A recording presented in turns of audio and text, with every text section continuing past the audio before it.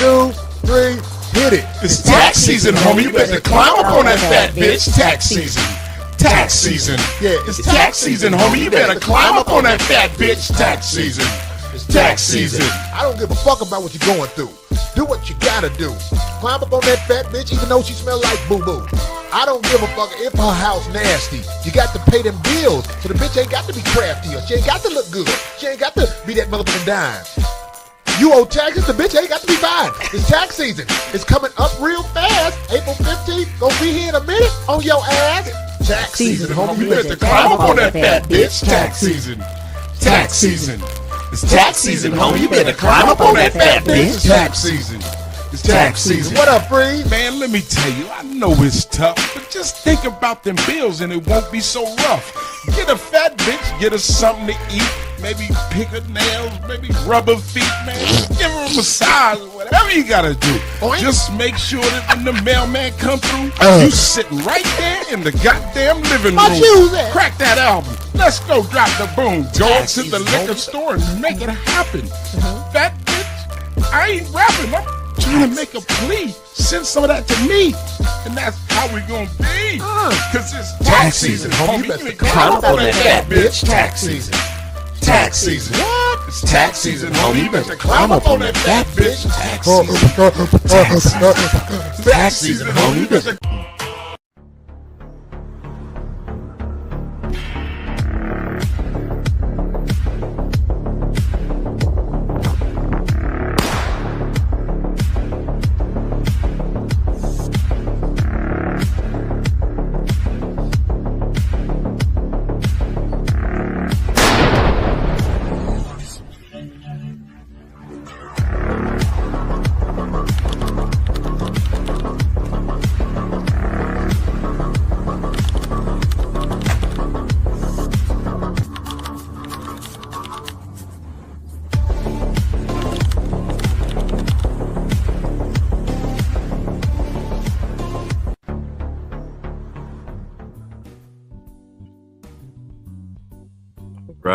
All right. Well, what's up, everybody? What's up? What's good?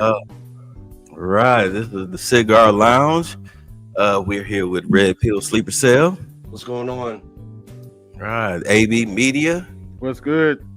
And maybe Right. Charles Faulkner if he ever shows up Yeah, Charles is on You Charles time. being the officer of the goddamn law. Somewhere protecting the peace. And I am Tix. What's going on with everybody? Just recovering. Did a stream last night. Tired as hell. Yes, we did. I Gotta fell do asleep. our grind. Yeah. I think I called you about 2-3 o'clock in the afternoon and you were still asleep. Yeah. What's going on with you, AB? You good, bro? Yeah, I'm good. All right. So, as we all know, it's tax season, but let's check in on what's going on with the White House with our my favorite sniper, Caroline Leavitt. Let's see. I gotta make an intro for her. Oh, Caroline. Yeah, I'm gonna make a good graphic for her. Like when we do an intro, like the segue right into a good entertaining press briefings. Oh, okay. All right. That was you, Albert. What? All right. Yep. And that email while my phone was going off. Oh yeah, I just sent it to AL so I don't, have to copy it. All right. So here we go, y'all. Let's see what my favorite sniper. I can't speak for y'all. I don't know how y'all feel about her. Oh, pause for 1 second. You know, it was a school shooting today in Texas. Yeah. You Really? know, must be Tuesday. Yeah, and I'm gonna say this. My hearts and sympathy goes out to the victims of this unfortunate incident. Mm-hmm. So, society is still fucked up.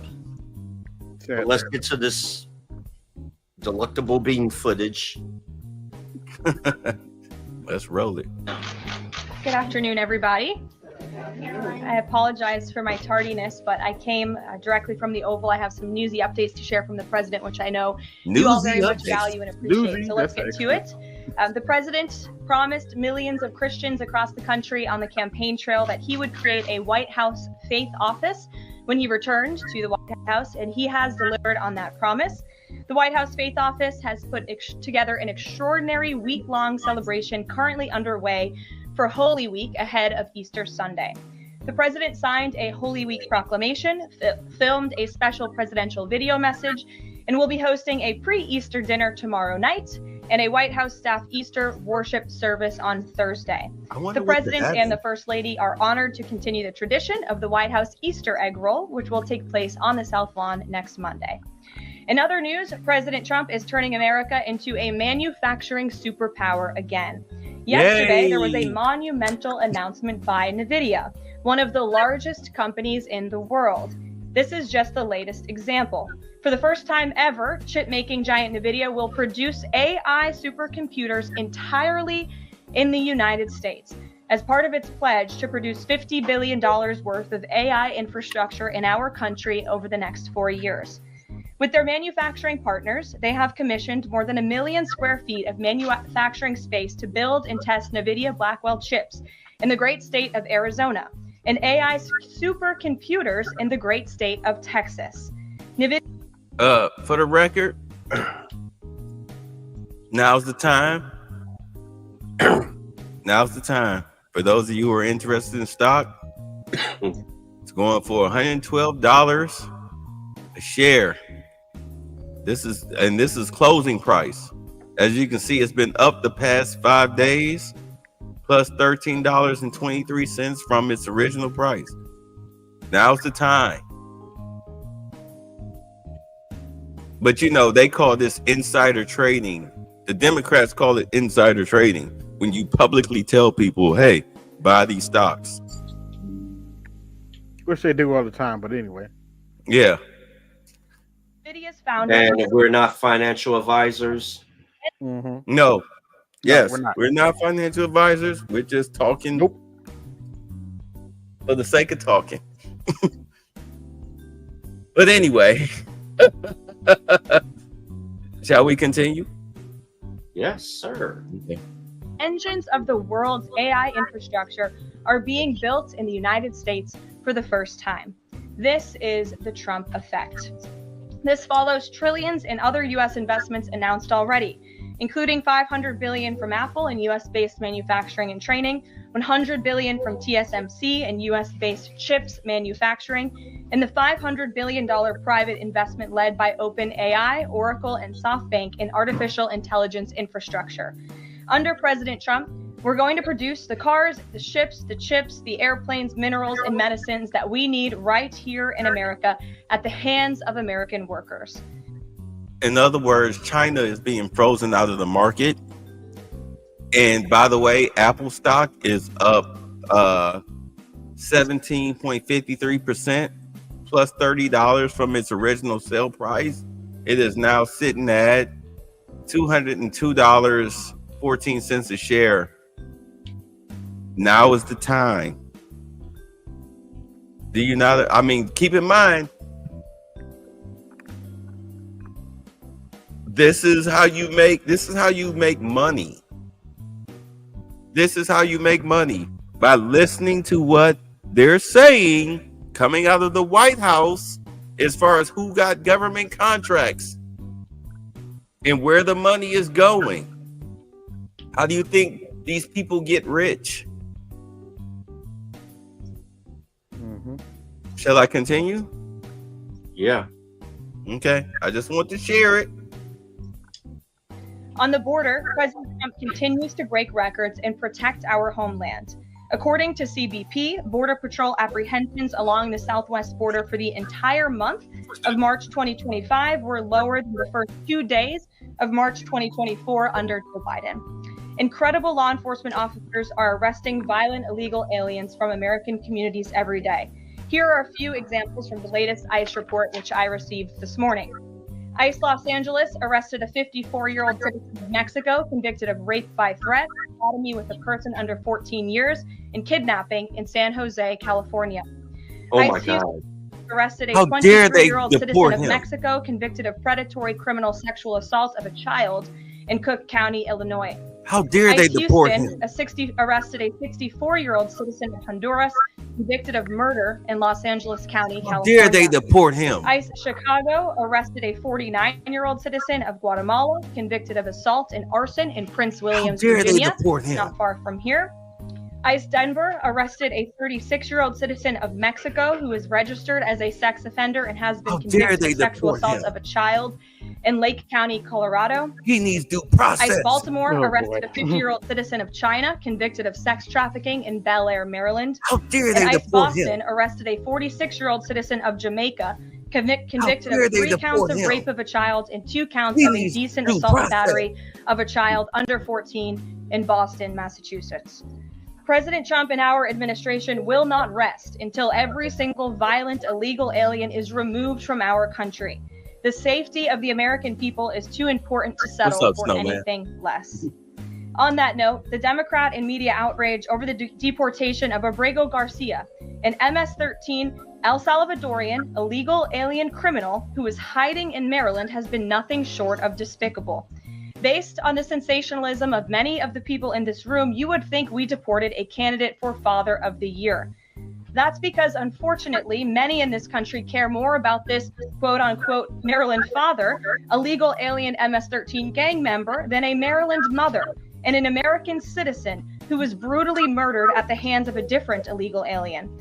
Of course, I am referring to Rachel Morin. I remember this And case. if you didn't see yesterday, a Maryland jury found illegal alien Victor Antonio Martinez Hernandez guilty of murdering Rachel Morin in August of 2023. She was a 37-year-old mother of 5 who was jogging in an otherwise safe community northeast of Baltimore when this monster ambushed, strangled, and beat her to death before stuffing her brutalized body in a tunnel drain. She forgot to mention that he raped her first. Y'all do understand that, right? Some of the things that they don't normally say, they don't say it, but yeah, he raped her first. And Excuse me. this is the same guy who also raped an 11-year-old and another woman in California before he found himself in that area and raped and murdered this woman. He beat her with a rock in her face so bad, like her face was caved in. The skin off of her face was like peeled off. They had to do reconstruction surgery, as far as like a digital reconstruction of her face, just to figure out what she looked like. Wow. Damn. And they let these monsters roam the country? Really? Well, he needs due process. Oh. Well, you know, and although we got smooth brains, that's your favorite word. Mm-hmm. The average citizen doesn't have a problem with immigration into this country. No, I It's don't. from where they're immigrating from. Mhm. And I had conversations before with people. Unfortunately, there's groups of people that are in certain countries, and you can make the argument it's no fault of their own, but they cannot adapt to first world civilization rules. Mm-hmm. And those are the ones that they need to be kept out. Agreed. Ooh. But do understand, these are the people that the Democrats fight for. Y'all do understand that, right? Democrats fight for these people. Of course, they need their replacements to be in place. Or replacement, excuse me. This is why I fight so hard on my channel, where I'm trying to tell my brothers, my black brothers, look, man, we've been sold a bill of goods. The only reason why you vote Democrat and why you call yourself a Democrat is because they gave your mama welfare and food stamps. Your grandmama got welfare and food stamps. Mm-hmm. Lyndon B. Johnson said flat out when he signed that bill, we'll have these niggers, I'm quoting him specifically, we'll have these niggers voting Democrat for 200 years. Do understand, you were Republicans. You were Republicans before this bill, before the Home Act was signed into existence. You were Republicans because it was the Republicans that freed you from slavery. It was the Republicans that fought. Who do you think the Civil War was fought between? It was fought between the Republicans and the Dixiecrats. The Dixiecrats wound up rebranding themselves. Instead of just being Southern based, they went national and they rebranded themselves the Democrats. It was the Democrats that didn't want the little black girl going to a white school. You remember the picture with Jerry Jones in the photo? Yeah. That was the Democrats that didn't want us as black people going to integrated schools. It was the Democrats that were forcing redlining, block busting. It was the Democrats that burned down Tulsa, Oklahoma, Greenwood, Rosewood, Central Park. All of these things, all of the atrocities that happened to black people in this country were because of Dixiecrats / Democrats. Yes, it was the Dixiecrats that burned crosses in your yard. Thank you. And now they're burning Teslas. Right, now they're burning Teslas. It was the Democrats. Always the Democrats. For some reason, you think the Republican Party are the party of racists when they're not. They're the party of free enterprise. They're the party. Why? Who do you think gave you affirmative action? Do you think it was the Democrats or the Republicans? Democrats. I mean, the Republicans. It was the Republicans that gave you affirmative action. It was the Republicans that gave you the right to vote. It was the Republicans that took away that whole 3/5 of a human being. It was the Republicans that did everything positive as far as legislatively for black people. Affirmative action is no more. What party took away affirmative action? Democrats. Well, technically it was the Supreme Court, but the Democrats didn't do shit about it. Yeah, the Democrats took away affirmative action. Now, under Trump, nobody is special. It's all merit based. That's why they did away with DEI, which majority benefited white women and their lesbian and gay counterparts, be they male or female. White people benefited from DEI. Black people got black females who y'all sit here and bitch and moan and complain about 24 hours a day, 7 days a week. They're the ones who benefited from DEI. You know, the ones who were getting arrested and kicked out of office, and you know, and the ones that you know you wish would love you. Yeah, those are Democrats. They're done. Jasmine Crockett, please don't tell me you guys are sitting here thunderclapping the niggotry that comes out of that woman's mouth. She's a Democrat. Yes? Unfortunately, I could show you a stream where they were doing just that. Doing what? Cheerleading for Jasmine Crockett. Why? She's an embarrassment. You think I came up with the term "butthurt blue" for no reason? Woo! What's going on? No news. Snowman, you know you see it. Can you join anyway? Y'all want to send Snowman? Email Snowman the link. No news. If you want to come up, you come on up. Yeah, I don't know how many. Look, no news. I see you starting to post more content. I'm glad you taking my advice. Keep posting, my brother. Keep posting, because the more people, the more. And this is what killed me. Is black men, especially in the red pill sector. I understand that a lot of black men in the red pill sector, we are conservative. But the biggest problem that I have with the red pill black men sector is that even though we are conservative, a lot of brothers are still trying to get prostitutes to love them. A prostitute will never love you. She'll never love you. Oh no, you good? No news. You good? A prostitute will never love you. Oh, I know what I can do. A prostitute will never love you. I don't care how much you complain about her ideology. She will never love you.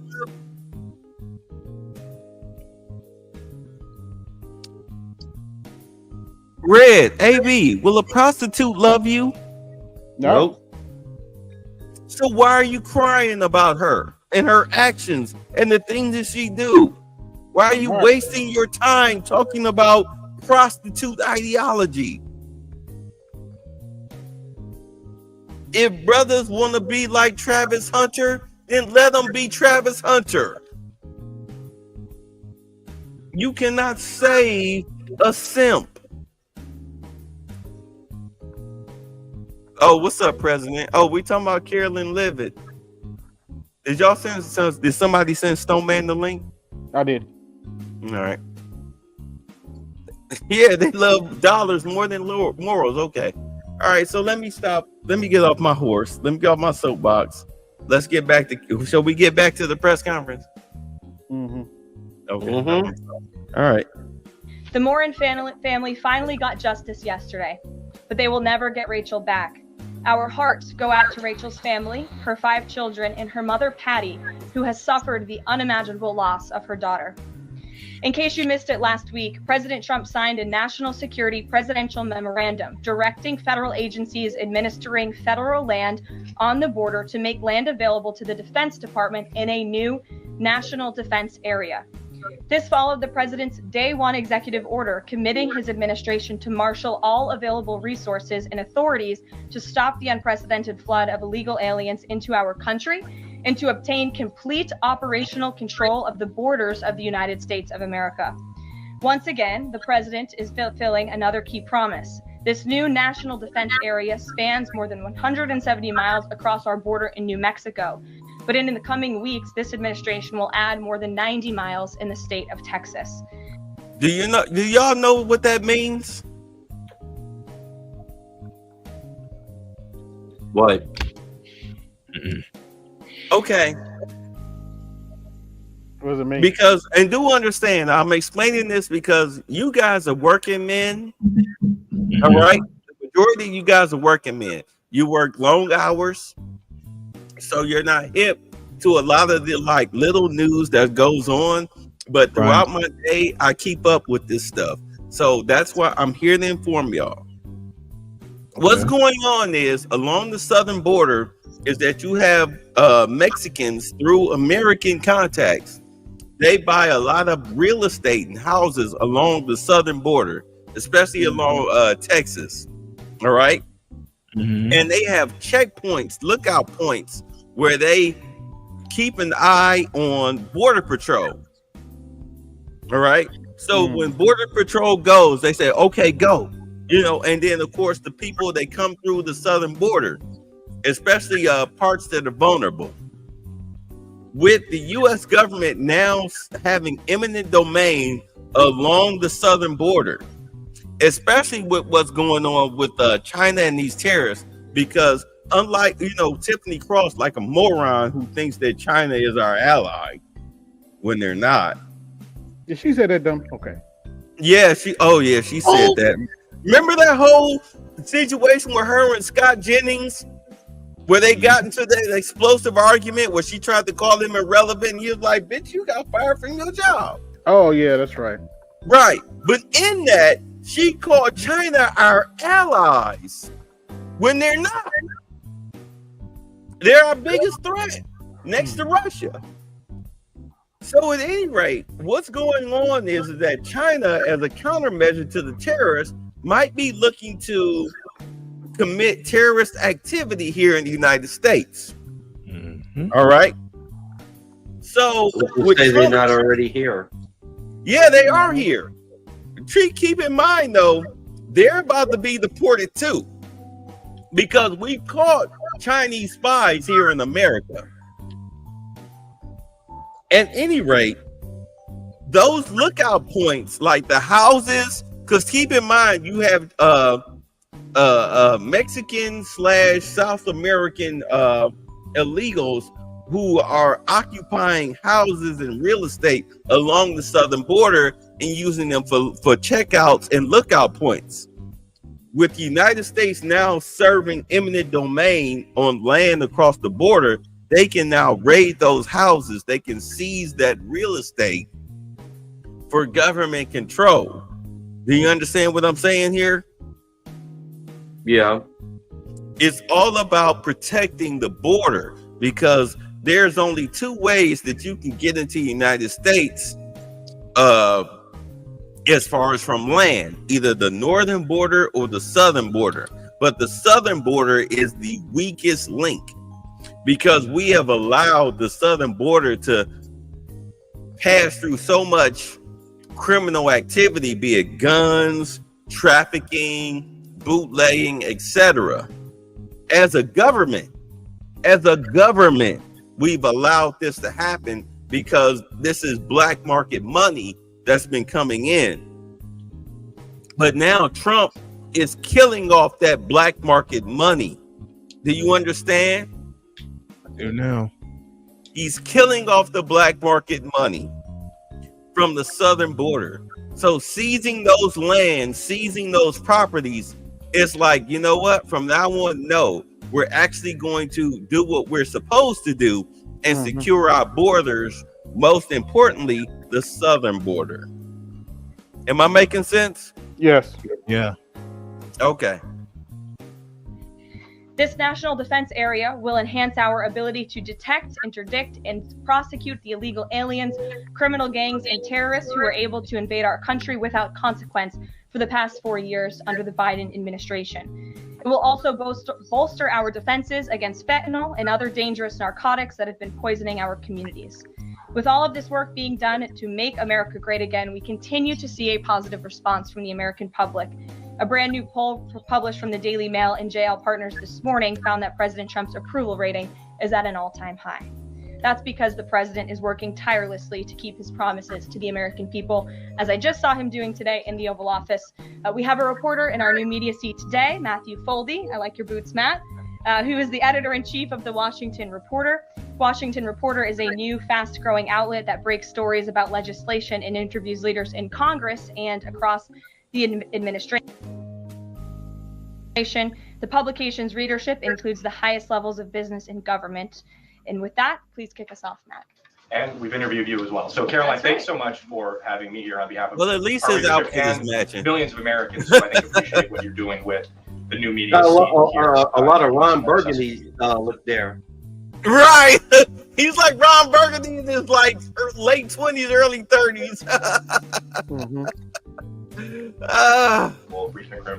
I'm curious with Harvard. We saw the Trump administration today announced it's cutting around $2 billion, freezing $2 billion in funds to Harvard because the campus has serious problems with violence and with anti-Semitism. We saw former President Obama, side with Harvard, which rejected the Trump administration's demands. I'm curious, where does the administration see this going with Harvard and with other colleges and universities in America that are refusing to reform in wake of the sort of craziness that we've seen take over some of them? Thank you, Matt, for being here, and thanks for the question. When it comes to Harvard, the president's position on this is grounded in common sense, in the basic principle that Jewish American students, or students of any faith, should not be illegally harassed and targeted on our nation's college campuses. And we unfortunately saw that illegal discrimination take place on the campus of Harvard. There are countless examples to prove it, particularly with the stunning confession by then Harvard President Claudine Gay, who said that bullying and harassment depended on the context. The president at that time made it clear to the American public he was not going to tolerate illegal harassment and anti-Semitism taking place in violations of federal law. So the president made it clear to Harvard, follow federal law, no longer break Title VI, which was passed by Congress to ensure no student can be discriminated against on the basis of race, and you will receive federal funding. Unfortunately, Harvard has not taken the president or the administration's demands seriously. All the president is asking, don't break federal law, and then you can have your federal funding. I think the president is also begging a good question. More than $2 billion out the door to Harvard when they have a more than $50 billion endowment. Why are the American taxpayers subsidizing a university that has billions of dollars in the bank already? And we certainly should not be funding a place where such grave anti-Semitism exists. I'm curious, you would. All right, so question.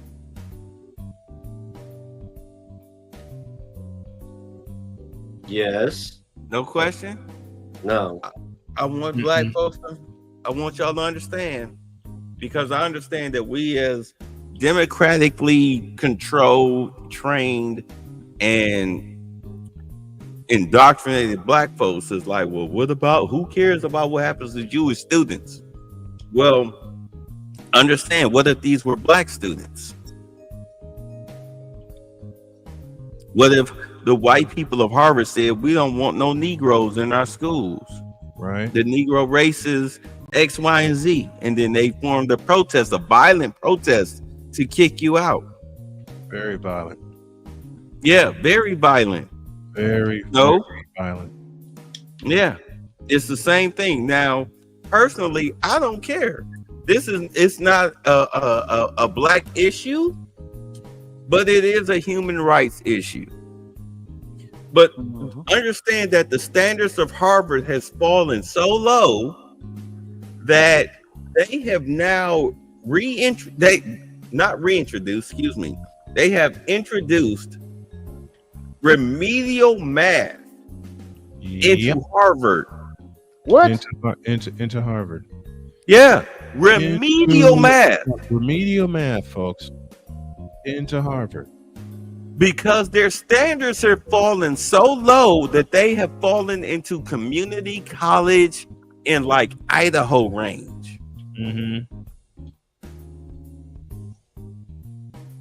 This is what DEI has produced at Harvard. Do understand their original dean which was a bald head black chick with oversized glasses. She resigned, and then come to find out that the scandal was that she was letting plagiarized works. Yep. I remember that flow story. Through Harvard. Yeah. I remember that story very well. Yeah. Plagiarism was going on at Harvard. This is Harvard. This is Harvard. This is the top, or one of the top schools in the country. Never mind the fact that it's in the it's in the Ivy League, and yet they were attempting to sweep this story that Bay is talking about under the rug. Yeah. They were trying, let me change my sentence. They were trying to sweep this under the rug. And I have a one-word reason as to why. Gynocracy. Harvard is not for everybody. Not supposed to be for everybody. I'm sorry, somebody was about to say something? Go ahead. Yeah, and if this is happening at Harvard, where students are behind intellectually, like on their math and reading skills, what does that say about your PWIs, your mainstream PWIs, your junior colleges, your county colleges? And this is a reflection of your elementary and high school systems throughout wherever you may live. And this is why you have people that immigrate over here from East India, China, Korea, Japan, and even Nigeria and a lot of African nations, because they are far more advanced in all the STEM fields. We can't even people that can construct a correct sentence. Graduating from Harvard. Don't use no commas, no punctuation points. Don't even understand the concepts of commas. They really don't. They really don't. Keep in mind, though, I'm saying supposed black men in the red pill space, these black women we the most educated, but yet they sound so freaking stupid. They sound dumber every day. But edges that are lost, Kated. Ooh. Yeah, they're graduating from these PWIs and these, what are the black schools called? HBCUs. HBCUs, but they're dumb as a sack of fucking hammers. Yep. Wait, hold on, Bay. That's yes. Insult the hammers. Stop that. But they're dumb as hell. They're dumb as shit. And the nails hold things together. Right, because this is what DEI produced. Mm-hmm. Lower economic standards, lower intellectual standards. So now you have doctors out here who are performing surgeries and whatnot, and people are dying in their chairs. You wonder why all of a sudden you got all of these helicopter and plane crashes going on all over the place. Hey, babe. Mm-hmm. To the panel. Hold on, wait. To the panel. If you want, I can tell you one of the reasons why Howard probably has to use the remedial classes. Just type in Common Core math and try not to punch a hole in the wall. Common Core math that came in under the Obama administration, and try not to punch a hole in the wall. Oh Jesus! Well, and I'm going to have to give you a little clap back on the. Are you talking about the helicopter that crashed in New York a couple of days ago? Yeah, you've got two helicopters. No. Well, got two helicopter crashes, one in Washington and one in New York. Well, the one in New York, my friend, he repaired helicopters, and I had called him. Was that helicopter out of your garage? He said no. And to give a little insight, the pilot of that helicopter was a black man, and he was in the Navy, and he used to transport Navy SEALs. So what happened with the helicopter? Wait, what happens with helicopters? Because he gave me a 15-minute condensed briefing, education on it. With helicopters, with aeronautics, you got every day you have to do something. Like after the flight, you got daily preventive maintenance. Then you got a checklist of weekly and monthly and quarterly. What happens is a lot of these companies, because they're greedy, and they'll cut back on a lot of the necessary repairs. Because when you repair these helicopters, especially for your monthly repairs, they got to be out of service, and they make their money out of doing this tourism. So they say, well, don't do the monthly. I got to get my birds in the air to generate money. So a lot of that is I'm talking about with the tourism helicopters, a lot of that, and you can look up who owns them. That's all I'm going to say, is a lot of greed. They'll cut back on maintenance to get the maximum productivity, which is the passengers in the aircraft to be flown around.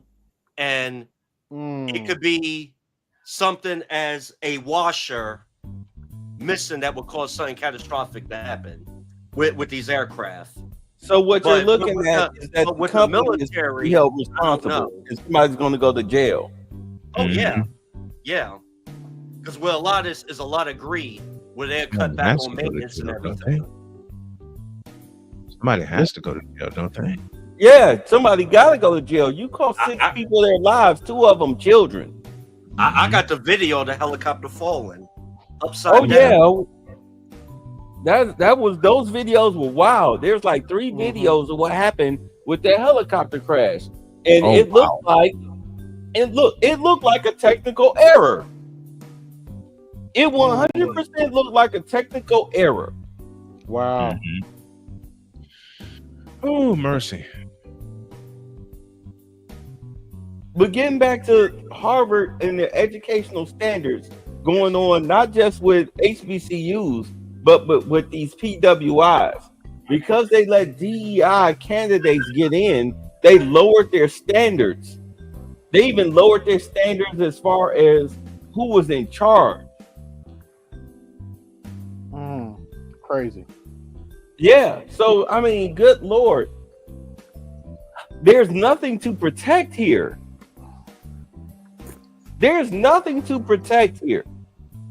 Only Democratic-minded people which I call liquids, low IQ Democrats, only they're trying to protect their interests / asses simply because, you know, white folks are against it. But you don't seem to understand that DEI benefited white, lesbian, feminist women and their white, homosexual, transsexual counterparts more than the black women that you complain about all day, every day on social media. Am I wrong? No. Hello? No, you're not. Shall we continue?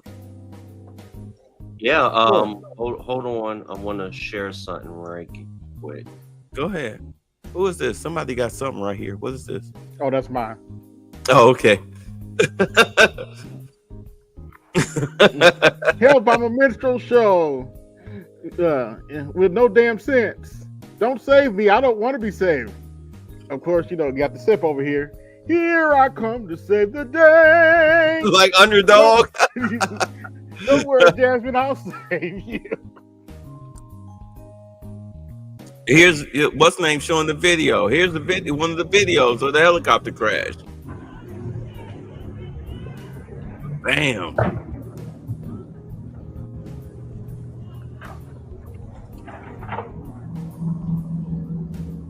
Freaking poor kids, man. I mean, I get it that, you know, wiped out.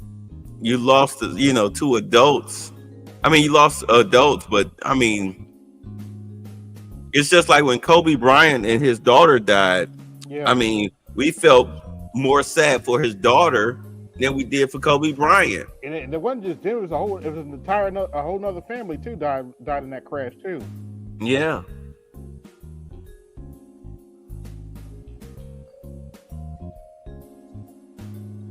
People have suffered.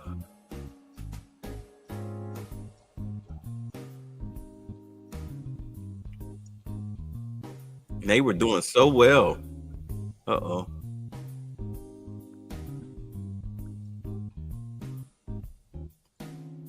Yeah, those people lost their lives, man. They lost their lives.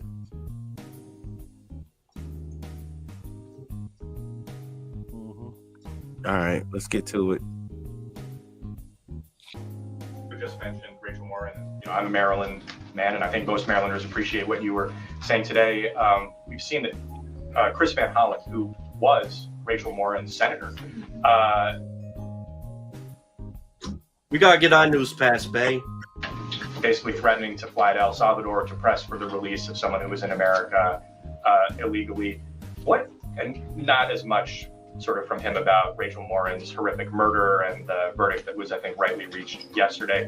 What does the administration think about the priorities we're seeing from Senate Democrats in terms of illegal immigrants instead of the work that agencies like ICE and DHS are doing with the Trump administration?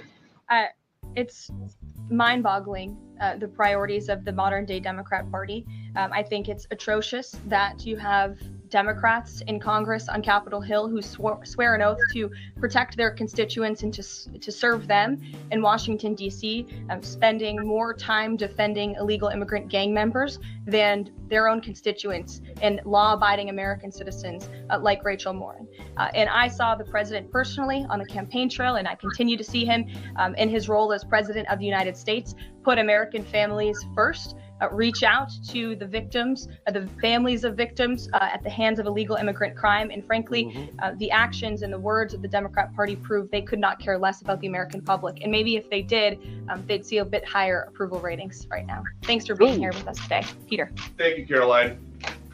To follow up on something that you just said, why do Ivy League schools get so much federal funding?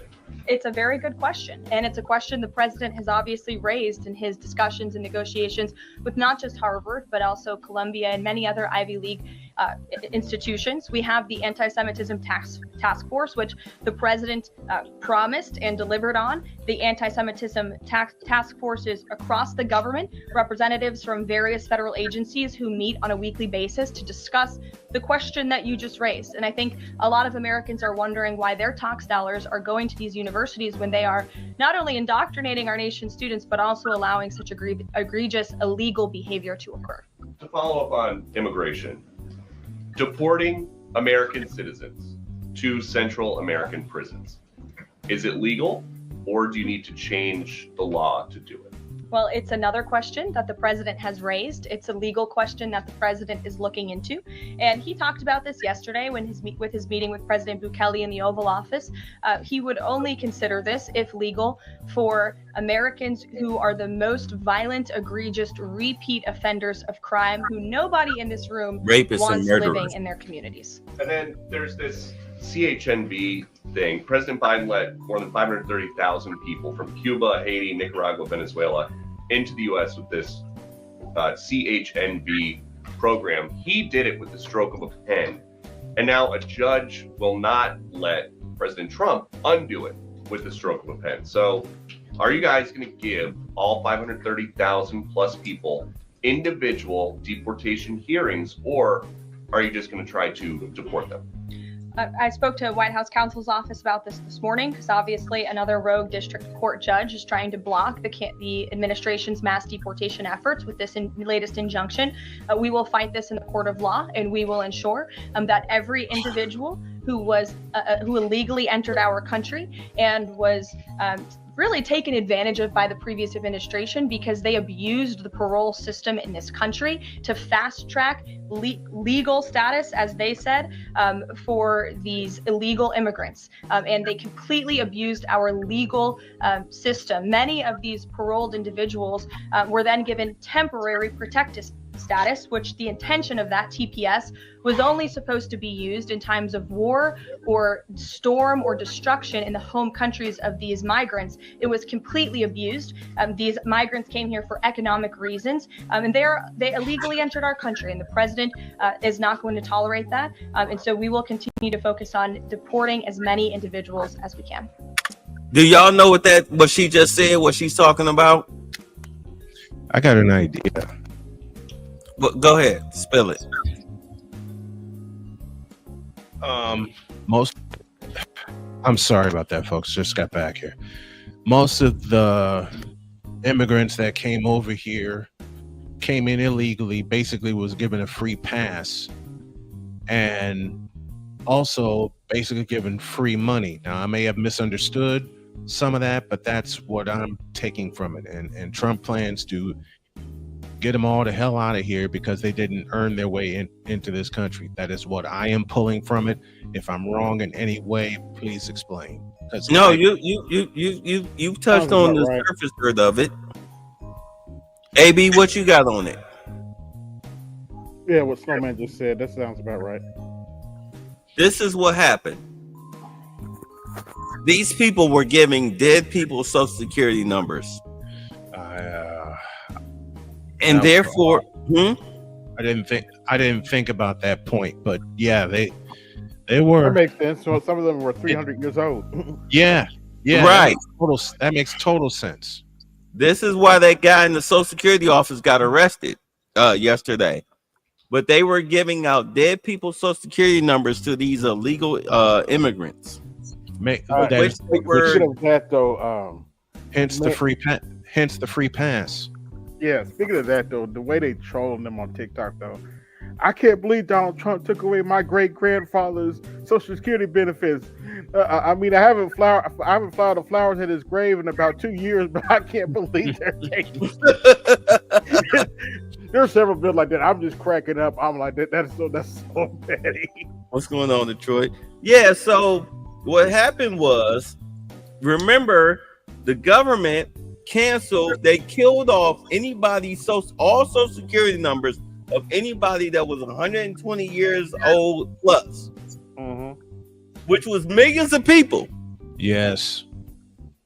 So, also at the same time, anybody that was over I think it was over 90 years old, they had to provide proof of life.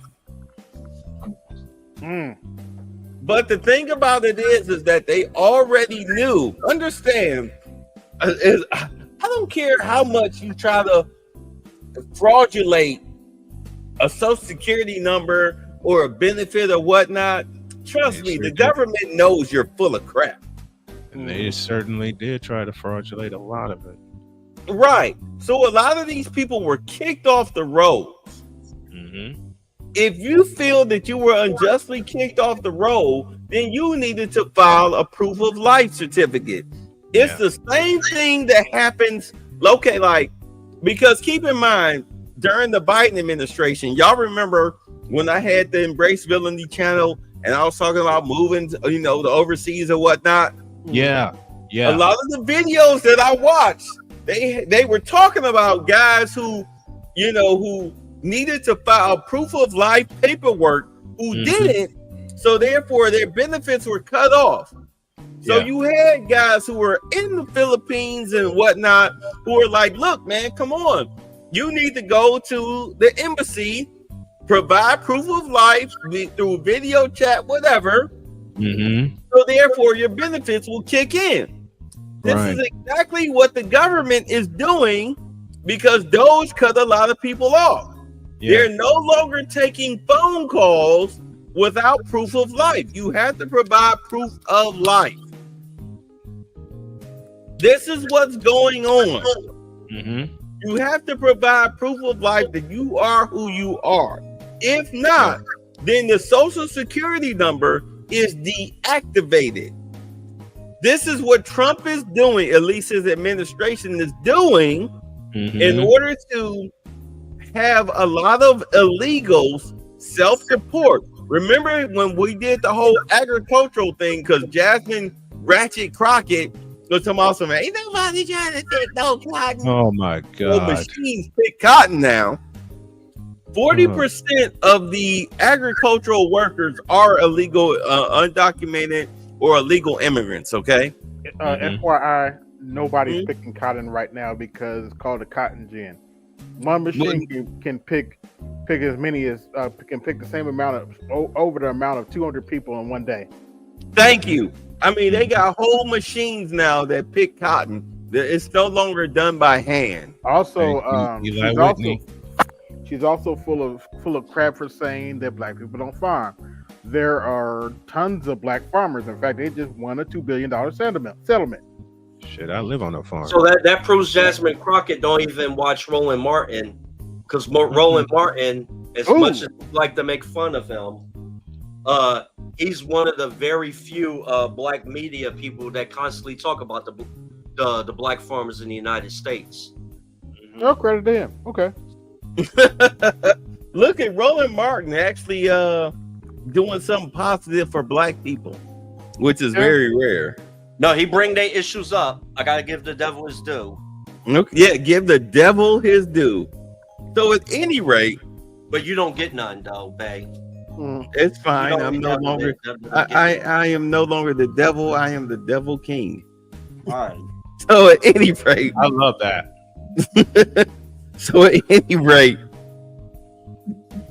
those people with illegal social security numbers, as Trump said, you need to leave the country, reapply, and come back in. Personally, I say if you're already here, you need to apply. You get 6 months to take a citizenship test, and if you and in those 6 months, you have to go to a community college from 8 p.m. to 10 p.m. to learn English, to pass a civics class, and then you come back in. You pass the test, we give you your citizenship papers, which are conditional. Don't commit a crime. As long as you didn't commit a crime where you came from or a crime here, you can stay. You get 5 years probationary, and then you become a legal documented / American. But do understand, you are subject to our laws. So if you commit a crime, you will go to an American or foreign prison that takes American prisoners. That'll happen to you. Is the Uncle Sam tattoo mandatory?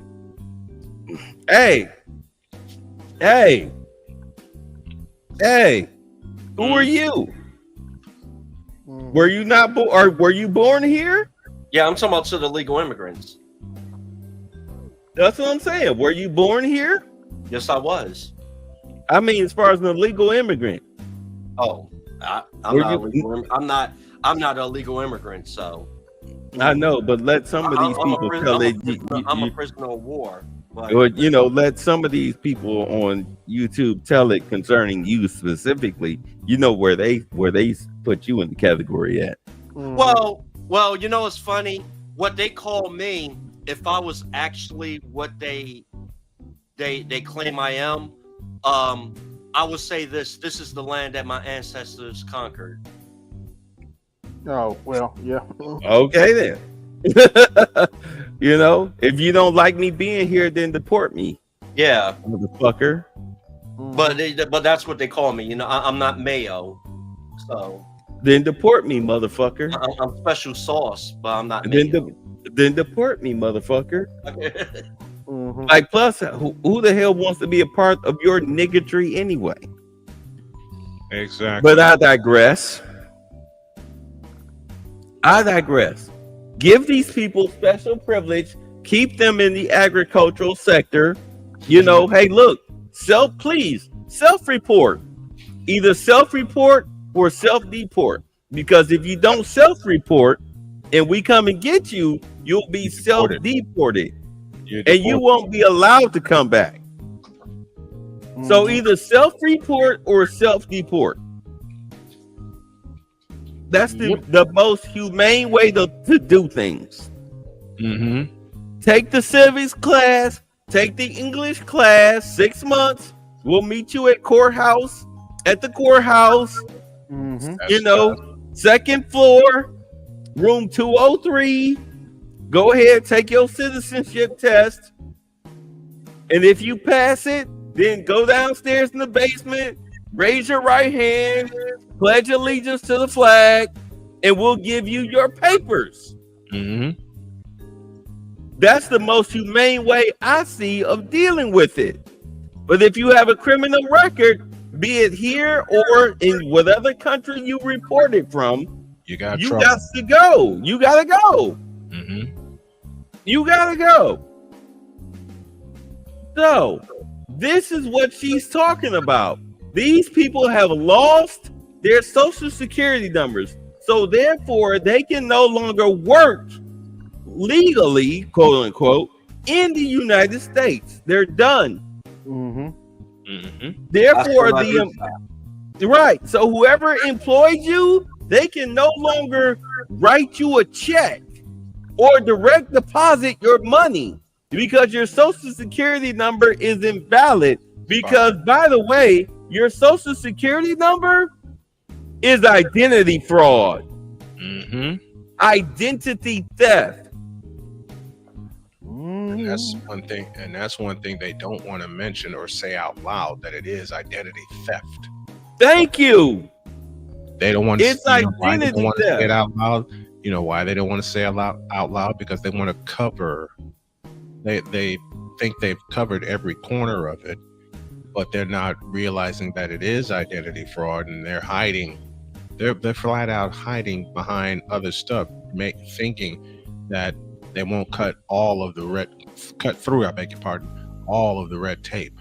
100%. Well, this is the administration of FAFO, so let them keep playing around. Well, they're doing the FA, and the FO is coming real soon. So this is the beauty. This is the beauty of this government. Yep. They're holding people accountable. They're holding people accountable. Did you say a foreign word like, oh dear God, accountable? Yeah. Y'all ready to continue? Yes. Sure. Quick update from Orlando. In the play-in tournament, we got 6:50 remaining in the second period. Orlando 47, Atlanta 30. Wendell Carter Jr. has a free throw after making a bucket for a 3-point play. There you go. Okay. Oh, it's playing Jeff. time? Okay. One on tariffs and one on Russia. Can you give us any sort of an update on which deals are in hand or are close? Which countries are reaching a deal on tariffs? And then on Russia, can you give us an update on what the agreement was with Russia? The president yesterday said that he thinks we'll be seeing some very good deals very soon. Can you talk a little bit about what Russia agreed to? Sure. Okay. Before we get into that, oh boy, yo, here's your California cutie right here in her special corner. Uh-oh. She always in her special corner. Oh boy. She in her corner, the California cutie. Right there. Yeah, she Right always there. in her corner. trying to hide in plain sight. Yeah, she always standing right there. Yeah, All right, that's let's true. do it. And then on Russia, can you give us an update on what the agreement was with Russia? The president yesterday said that he thinks we'll be seeing some very good deals very soon. Can you talk a little bit about what Russia agreed to? Sure. I don't want to get ahead of our United States Trade Ambassador and Secretary of Commerce, the Secretary of Treasury, all the great individuals who are working incredibly hard to cut these good trade deals. And the president's deeply involved in this as well. He has made it clear to his trade team he wants to personally sign off on all of these deals too. And so I don't want to get ahead of them on announcements. But obviously, as you've heard from numerous administration officials, there have been many talks with countries. We've had more than 15 deals, pieces of paper put on the table, proposals that are actively being considered. And as we've said consistently, more than 75 countries have reached out. So there's a lot of work to do. We very much understand that, but we do believe that we can announce some deals very soon. Speaking of Russia,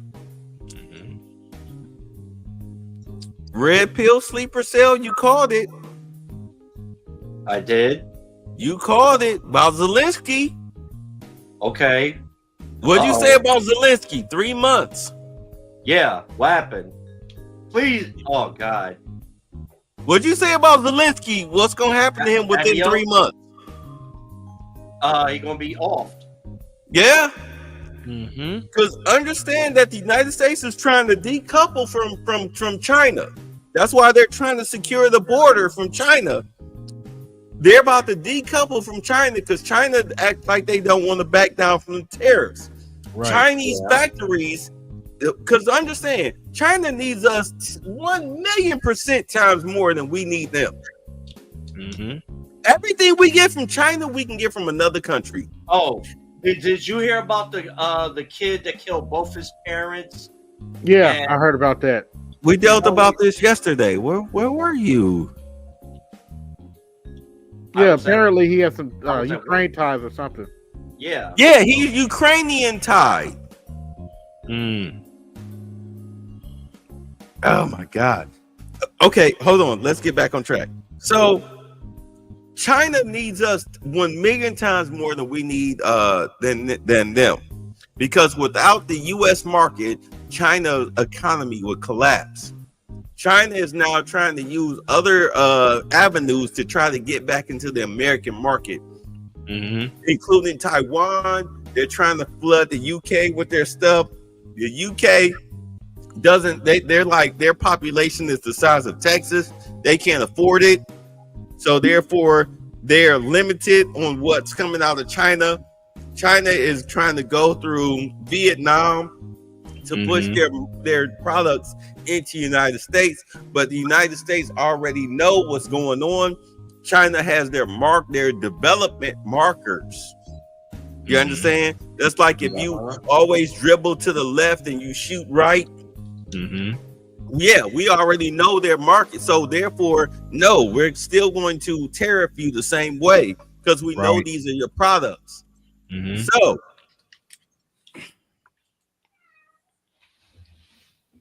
the US is trying to decouple from China. What China brings us, we can produce here in the United States or get from other countries. But what we provide China, they can't get it from other countries. Am I making sense? Yeah. Right. So China's in big trouble. They already have factories shutting down. because of the tariffs. They won't back down. More than likely, before the end of the year, you might see a change in leadership as far as who's in charge of China, which is a communist country. A lot of people don't understand that the businesses that are in China that does business with the United States, 51% of those businesses are owned by the Chinese government. They're a communist country. Yeah. They are screwed. 51% of the shares going to be owned by a CCCP member or a family member of a CCCP Exactly. member. Exactly. They're screwed. They are so screwed. We don't need their junk. I'm sorry. And keep in mind, I know some of y'all have these phones. An iPhone, do you need it or is it because you want it? It's a status symbol. Yeah, it's a status symbol. Right. Although the Galaxy 25 Ultra is a far superior device, but Apple has become a status symbol. It's a status symbol. And they start. And who uses it as a status symbol? And even It the people that own iPhone. Go ahead. It's a status symbol for a lot of people, and never mind the people that are just happy enough to have something that works after struggling for such a long time and don't want to pony up the money for an Apple iPhone or Apple phone or whatever the hell it is. It is wild. It is wild out here. Do you understand? China is losing. They're losing big time. Oh yeah. So yeah, Apple screens are too small for me, but what the United States is doing, they are crippling China's economy. Therefore, they are crippling China. Even though we owe them $35 trillion, that debt is being paid off. You understand? That debt is being paid off quickly.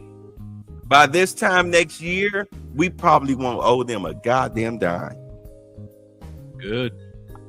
Plus, they don't have the military might to stop us because they don't have access to nuclear weapons. Did y'all know that? China does not have nuclear weapons. Ooh, wait, you sure about that? Yes. Matter of fact, let me double check. Because China has nuclear weapons. Yeah, China has nuclear weapons. Hold on. I'm about to ask. Does China have nuclear weapons? Okay, yes, all right, so they do. So China has possessed nuclear weapons. It conducted its first nuclear test in 1964. Yeah, because they got it during the Bill Clinton administration.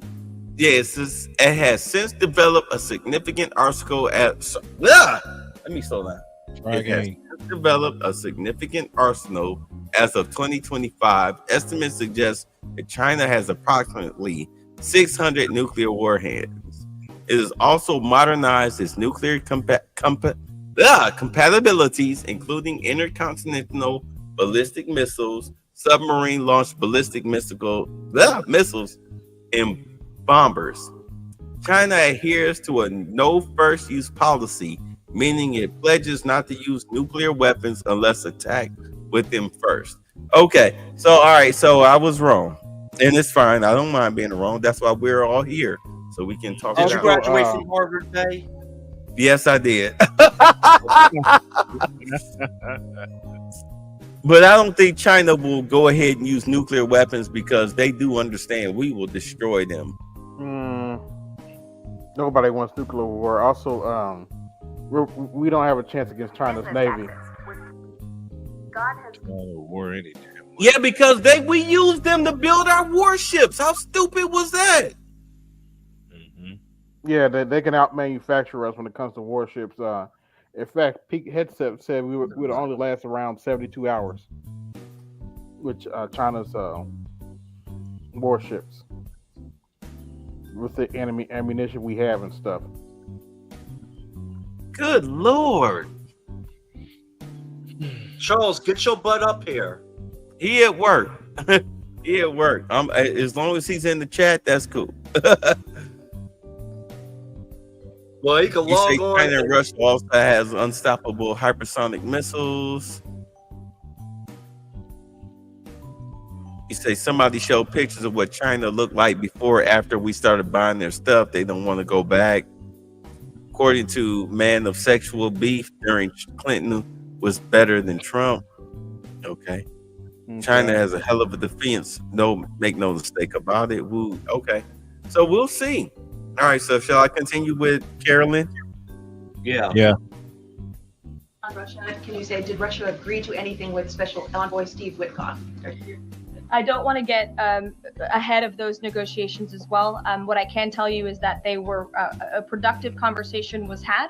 As the presidential envoy Steve Witkoff said last night, he believes that Russia wants to end this war, and the president believes that as well. There is incentive for Russia to end this war, and perhaps that could be economic partnerships with the United States, but we need to see a ceasefire first, and the president and the presidential envoy Witkoff made that very clear to the Russians. Gabe. Thank you, Caroline. And Yeah. I also want to thank your press office for releasing that information that you cited up there regarding the ICE arrests of the last couple of days. And By the way, Charles has now joined the chat. Play his intro. Yeah, I sent him the link, so don't worry about it. Play his intro. Okay. Oh, so the Okay. goddamn laws in the house. Well, okay. Hold on. Let me scroll up and find it. We did have to leave it. Oh, here he is.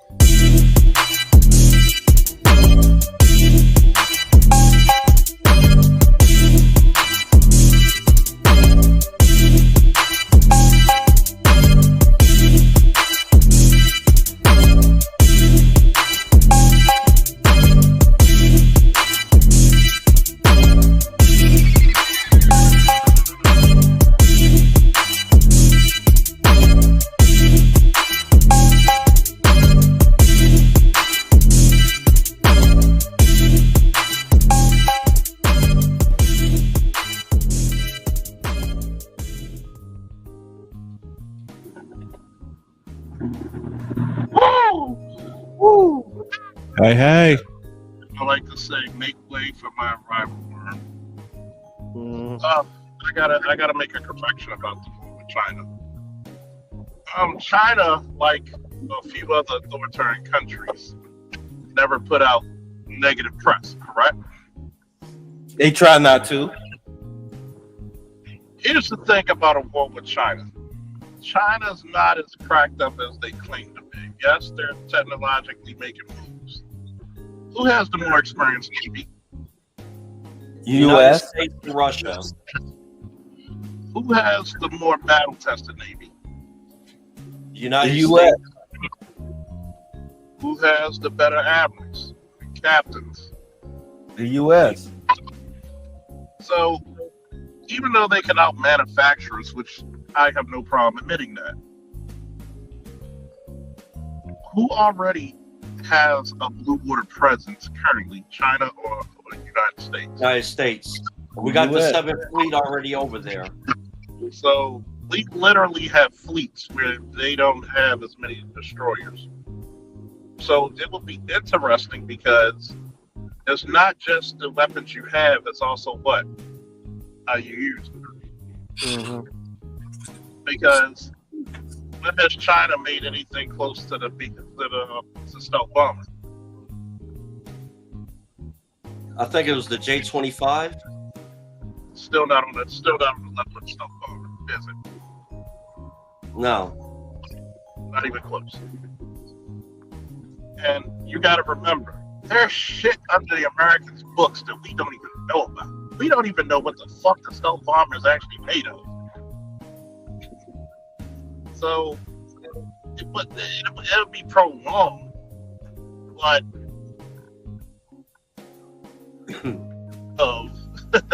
of manufacturing in America. Yeah, and But although yes, they had the manufacturing, yes. So yeah, and China's pumping out ships, but it's a thing though when you birth a ship, it has to go through sea trials, and that could take over a year. It's 18 months. You know what? Detroit posted something. Like he said, China has 90% military base in America.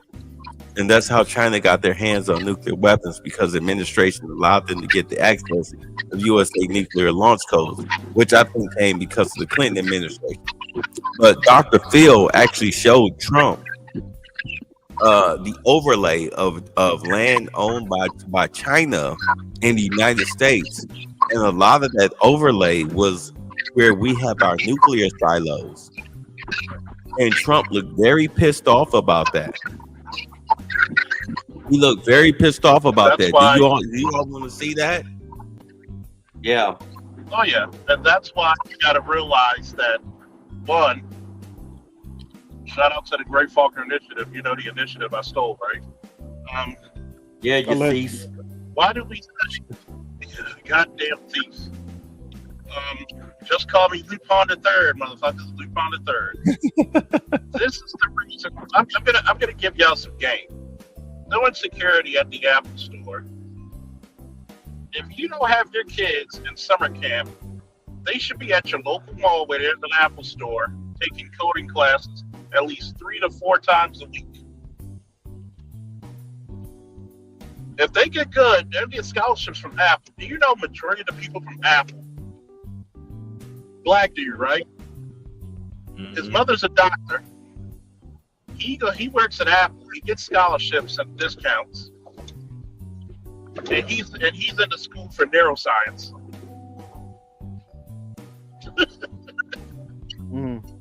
Damn. So, if you're not friendly with your local black people who work at Apple, those are going to be the smartest motherfuckers in the next few years. Yep. And guess who's been handing out cards? So, you got to understand this. We have a way, what did I say 4 years ago? The keys to the kingdom. Did it hold true? Did it hold true again? It sure did. Yeah.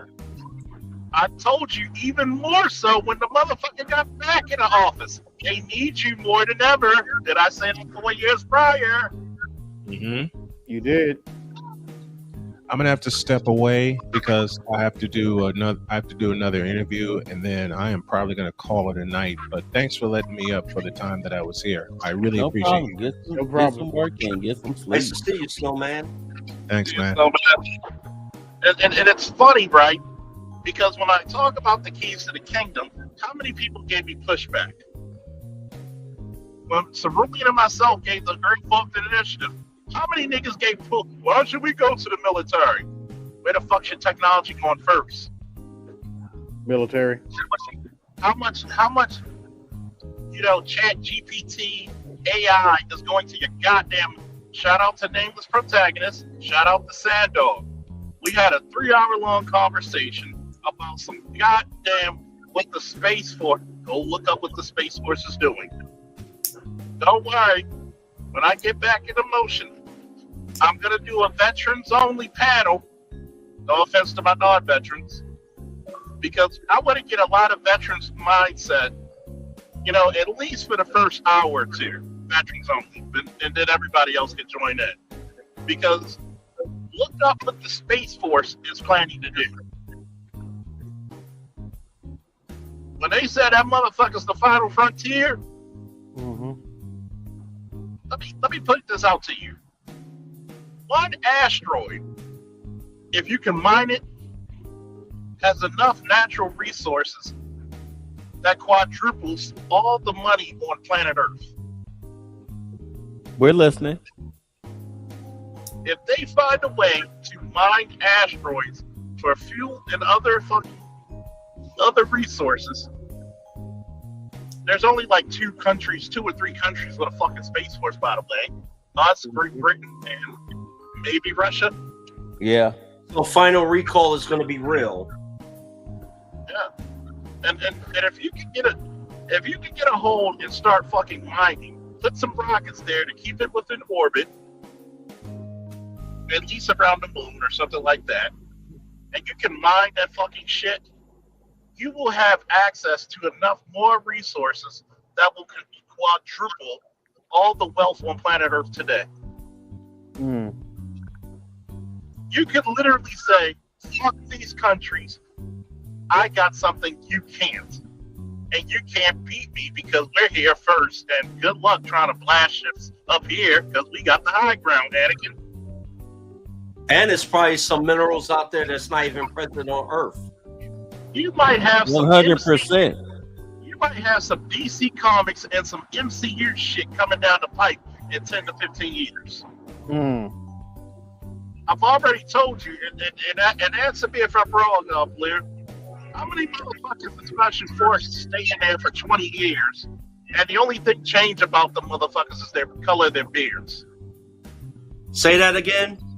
How many motherfuckers you seen in special operations, the only thing changed about them is the color of their beard? Yeah, you're right. You think they're not pumping these motherfuckers? I heard it from a friend of mine. They give these motherfuckers certain shit that big army does not have. Yeah. How do you continue 20 years, 25 years of special operations and peak physical condition in your 50s? Malco. They need those guys. You need them for as long as they're able to be physically fit to do the job. So you're telling me they don't have a super soldier serum? Wink, wink, wink, nod, nod, and they don't give these motherfuckers to keep in their prime? That makes you wonder what's going on with all of those missing children. Don't we have CRISPR? Don't we have stem cell research? Yeah. That's what I'm saying. It makes you wonder what happened to all those missing children. You think all those aborted fetuses are not being put into fucking people to keep them young forever? Of course. I mean, you hit the right genetic sequence with CRISPR, you're basically Deadpool and Wolverine. You'll always regenerate. So when I tell people I go down to deep rabbit holes, there is no fucking way we're gonna put millions of dollars in your training, and we're not gonna figure out a way for you to stay in this fucking organization for 20 plus years. I can pay for your training, but goddamn, how much is that experience worth? There's the guy I know. I'm not gonna tell you where he works currently, but there's a black guy who did 25, 27 years in special operations. Black guy. Was the consultant to some of your favorite action movies, by the way. And he even told me some shit. Don't be surprised if I get some special operations guys and do some interviews. I'm working on a few people now from the Olympics. Lewis already knows. Yeah. So I'm gonna tell you this. If I get a chance to convince the person to do it, don't be surprised. On many different levels. Because notice people probably saying, well, Charles, what the hell does it have to do with this now? You gotta understand something. The most battle-tested country in the world today is the United States. I would probably put at some point Israel above, but when it comes to full-fledged war, it's going to be the United States. We literally had a fucking 21-year war. And Russia. You got to think about it. We literally spent my fucking generation spent 20 years kicking the shit out of terrorism. So when we look at this, we look at it because, look, it's the mentality. China's going through the same shit the United States is going through with the men laying flat shit. If we don't take this time to galvanize the boys, look, if you got sons and nephews right now, get them a fucking weight set, get them a gym membership, get them a trainer, get them a tutor at math and English. And they will pretty much be a god compared to everybody else going into school this next school year or going into college. You want them to score high on the ASVAB. What did I tell you about Mello? That motherfucker. I'll be back in a little bit. He's going to be attached to an SF unit. which is fifth group, which is in Africa. I'm going to put an intelligence enlisted personnel in Africa who's black. We should have done that 25 years ago. And we would have never lost Africa. China would have never had a stronghold in it.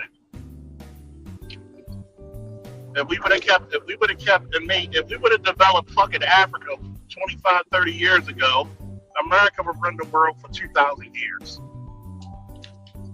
Am I lying? You know what? That was the biggest problem that we suffered as the United States when China kicked us out of Africa. And all you had to do was come with a better deal. Matter of fact, let me show this right quick.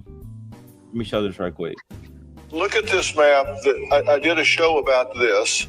The red is where Chinese government has funded buying major farmland. Yeah.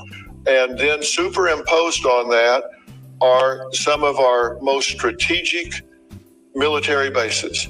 And you can see there's Dugway Proving Ground. The closest object to your right is going to make you famous. Sorry. God damn it. The closest object to your right is going to make you famous. My bad. That's my fault.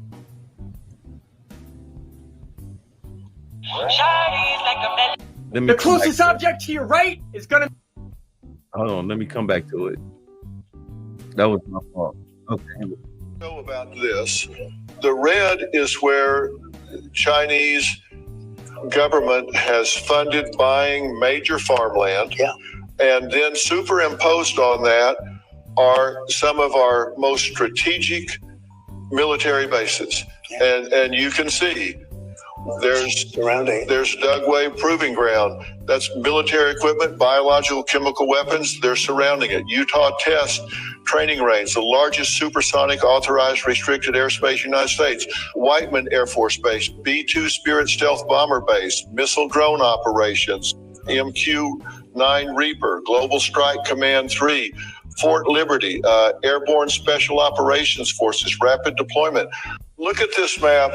I did a show about this. The red is where Chinese government has funded buying major farmland. Yeah.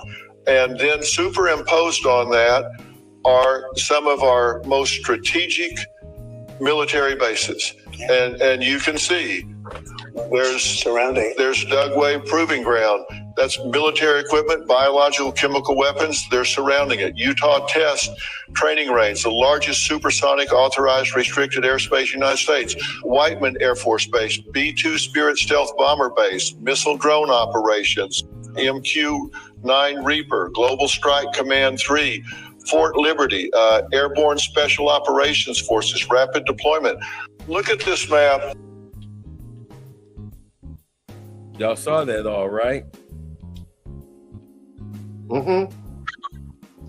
You know, I'm going to say this. And thank you for everybody. You know what I love about the group that we have? I may not always get 100, 200 people like I used to, but at least I get the smart motherfuckers in my chats. You know what I'm saying? Yeah. But especially with the joint ventures. People get what the fuck. Did I make sense of my soliloquy about 10 minutes ago? About how you need to develop tutors and go to fucking Apple and get the free coding classes. Yes. How you need to get your reading comprehension, your vocab, and your pronunciations correct. How you need your arithmetic to be on par. And you'll basically go to anywhere you want because they need us. You score high enough on the ASVAB. I just mentored a kid who's in intelligence. And he's going to fucking 5th Group Special Forces attachment. So wait a minute. Instead of arguing if the Gray Faulkner Initiative is a good thing, why don't you study to see if the motherfucker works? And it's been proven correct for years. Now, let's look at this shit right here. You wonder why so many people say the Clintons ought to go to jail for fucking treason. That's why. Another one anyway. How the entire fuck do you allow your competitor? This is another case of if you and your enemy pray to the same God, only one of your prayers get answered. And these are the fucking retards that get upset with Trump, and Trump's probably the only fucking reason that you still have a semblance of fucking power in this fucking world. Because we know sure as shit if Kamala would have got the seat of power, we're fucked. You think she would have done some tariffs? Hell no. You think they would have kicked up and say, we're wasting $50 million in Gaza? They'd have been dumping so much money in Gaza, it'd been ridiculous. You would have been. There'd been no such thing as a peace talk. I would have told you this, and I'm gonna say it now. And I had to tell a buddy of mine who's an E8 in the military. I said, kid, we went to war together. We went to war. Your son has no fucking business, neither does mine, fighting a war we should have finished. None whatsoever. If we don't fucking make sure our shit is good now, our sons are gonna fight a war. Okay?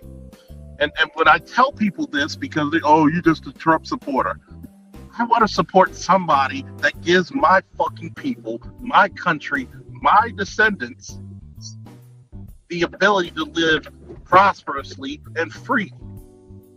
What the fuck is wrong with that?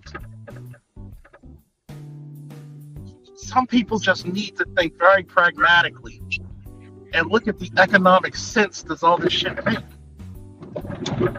Can I be honest? Go ahead, please. Because of the Democratic Party, black people are very anti-American. Because the Democratic Party always pushes the slavery and racism card. They always pushes the race card on black people. I mean, you know it's bad when you got white women standing outside of a gay establishment singing a song talking about some trust black women, knowing that we know that today's black women are the biggest fucking idiots in the world. But go ahead, Bay. But you know, I mean, when you look at who represents us in media and in government and everything, we do not agree with these people. These people are absolute morons. They are an embarrassment. But this is who we, you know, Tiffany Cross, Jasmine Crockett, Maxine Waters, etc. I mean, people are embarrassment, but we're pushed to believe that this is what black people think. Not also, who's the Van Jones and who's the other guy, Ricky Smiley, and all of them. These are the people that we're supposed to. They push upon us as black leaders, but they're not leaders. But the thing that so also, Bay, one, me and Charles always talk about this. Black people as a whole, as a collective, does not understand how power works. They only see the world that's within their city. They don't understand how the world works. Hey, Charles, how many people that get on the panels and argue with BGS or anybody that about how the world is, and they never traveled outside the country? Numerous, man. Well, you know, I've said this, and I'm glad you mentioned it. Two things black men don't understand: power and freedom. I notice when I come up with sayings like that, it's very hard to debate it. We don't understand true power and freedom. You know why? Because you've always been the subservient role, whether you like it or not. You can't even punish your bitch for taking your kids away. I want you to think about that. You're talking about, well, black men need to get up and do this. We need to do better. How the fuck do you do better when everybody's making you do worse? Every time a black man does better, what does your woman do? Sell you out to another race of people. And if you can't control your family, how can you control a nation? Exactly. Think about this. I want you to think about it. How much How much money is spent on black hair care each year? Trillions. Plenty of Korean kids are going to top tier universities because of that. Black women, because of their self-esteem issues, would rather invest in some fake hair than their. That is the same.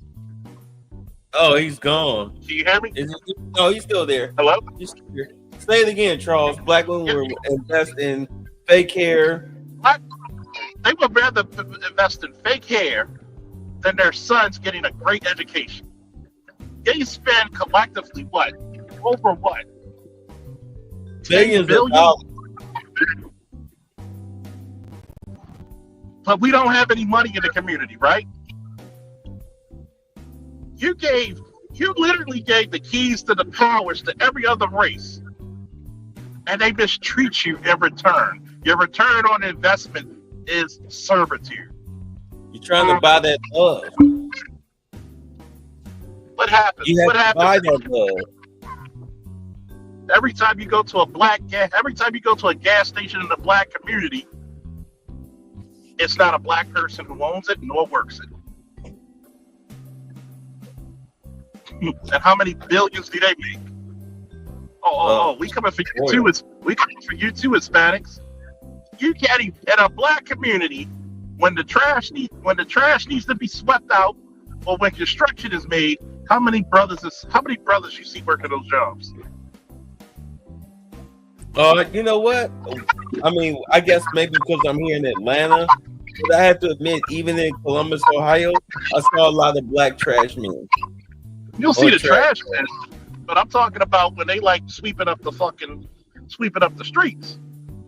When they doing the construction on the roads. Driving a truck. I have to admit, I see a mixture. Yep. But yet, there's no guarantee. There's no guarantee about putting that money in investments. And let's be serious, right? All economics is warfare. Would you agree? Yeah. Yes. It's nonviolent warfare. Mm-hmm. And the battle uniform is a three-piece suit. Exactly. Because people in three-piece suits kill more people than in BDUs. That's why you always see your general dress uniforms at press briefings, but that's a different subject for another day. Oops, somebody needs to clip that because that's a short right there. Now, let's look at this shit, right?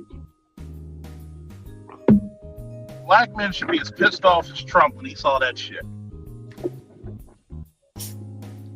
The same way I look at that shit with all those strategic places where they have land, and you know they got fucking spies. It's the same way I look at the black community. You ever notice the most violent areas in America has the best hospitals? Lots of practice, right? Johns Hopkins just rode past it. But how many of us are in the forefront of making decisions for those hospitals? You're okay sweeping the beds, changing the beds, sweeping the floors, mopping the floors. But when it comes to decision making, not you, nigga. Not you. That's why economics is. Why do you think we harp on military, police, firefighter? They capture education because a lot of your jobs are actually counted as college credit for your training.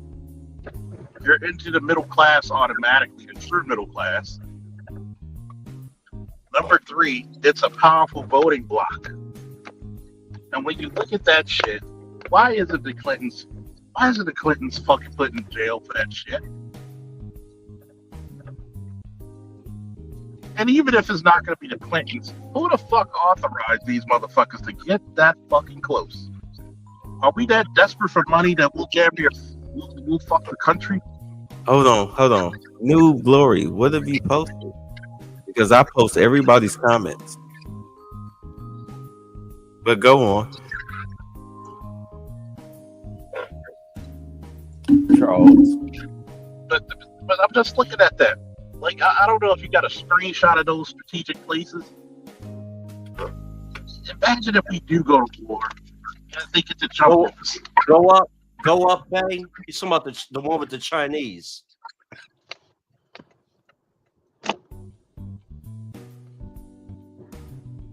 Hello. I'm here. You did a comment on the Chinese. Comment go up. Yeah, like you see that map, right? And there's a reason why a lot of those bases are strategically where they are. One, depending on the country we may have beef with, it's a quicker route going that way. Number two, I posted this. Oh yeah, it's a stronghold. And we get and like you said earlier, Bay, when we relied on them to make our shit, that should have been a fucking act of fucking treason. Should have been an act of treason. You're gonna push this country. Go ahead. I'm sorry. Let me stop. As far as I'm concerned, everything that's coming out of CNN and MSNBC's mouth, as far as undocumented, as far as illegals and everything, as far as I'm concerned, they're talking treason. As far as I'm concerned, them defending illegals, that's treason.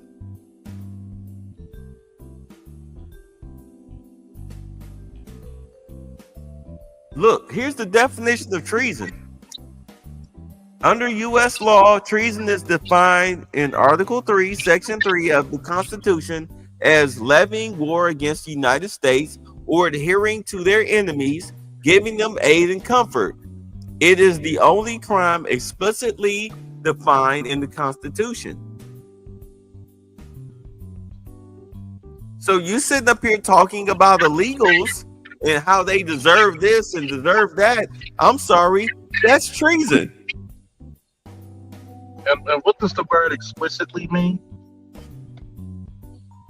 Where you are, look, you're sitting up here. Do understand these students who are being deported, rounded up and deported, you're here on a visa. If you're sitting up here supporting Hamas and chanting anti-American slogans, I'm sorry, you're an enemy. You're, as far as the U.S. is concerned, you are an enemy combatant. It's not a matter of free speech. Yes, in America, you're free to say whatever you want to say, but you are not free from consequences. And if you are not a U.S. citizen, you get deported from that. Go to another country and get engaged in their anti-Chinese or anti-Philippine or anti-Brazilian or whatever the hell you go. Get caught up in their politics where you're anti-government and see what happens to you. You get disappeared. Hey, Charles. Sir. I have it here for you. Explicitly, in a clear and detailed manner, leaving no room for confusion or doubt. Explicitly. So, for that, basically, with no doubt, the only crime that you be put, just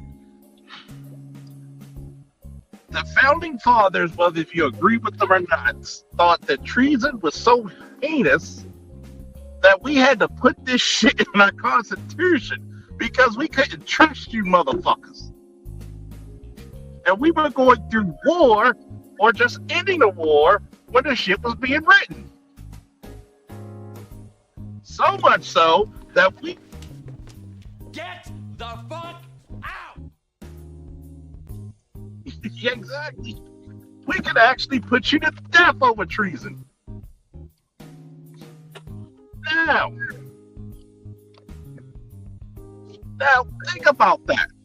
You're doing some anti-American shit, starting up riots, which we do have a freedom of assembly, but a peaceful assembly. I'm just looking at this shit and I'm saying, how the fuck do you spread these rumors and lies? You spread rumors and lies.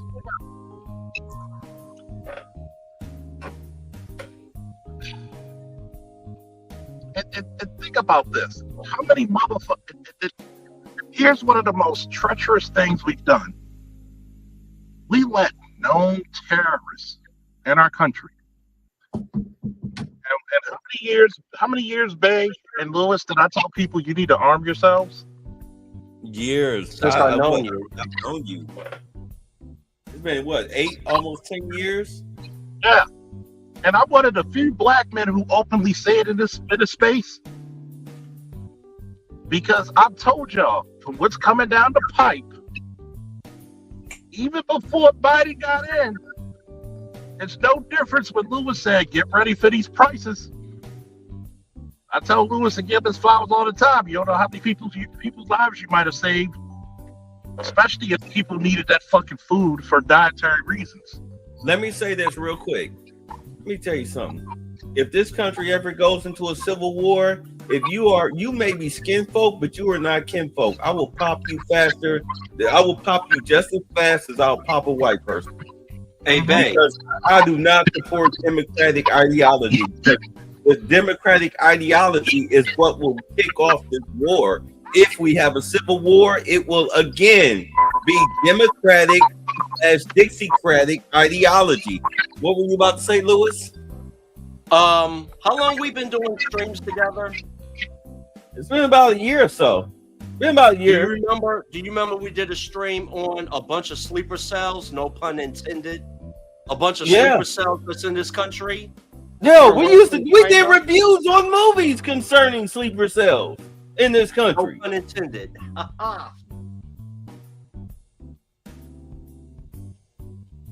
Yeah. Civil War, Rampage was all about people with democratic ideology who felt that their narcissism was so great that their ideology was greater than the government's. If y'all remember that movie Civil War, the guy from Breaking Bad, what type of American? Yeah. Are you one that supports the Constitution, or you feel that your narcissism makes you want things to be the way they want to be? And the fucked up part about that movie, if you really look at it now in retrospect, the movie ended with the narcissist winning because they were against the president, the democratically elected leader of the United States. They really thought that they would win the war. That movie was bullshit.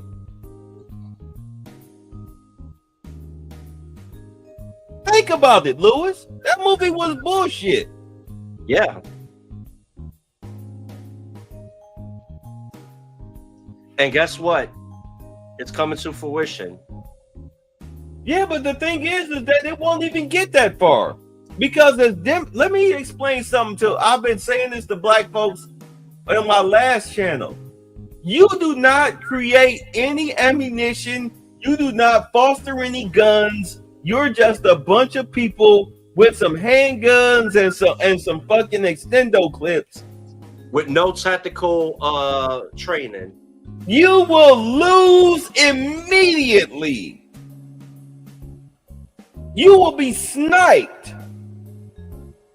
just by local SWAT who will snipe you and then be in line waiting for McDonald's to open up so they can get an Egg McMuffin with a large coffee. You're not that guy. You're not that guy.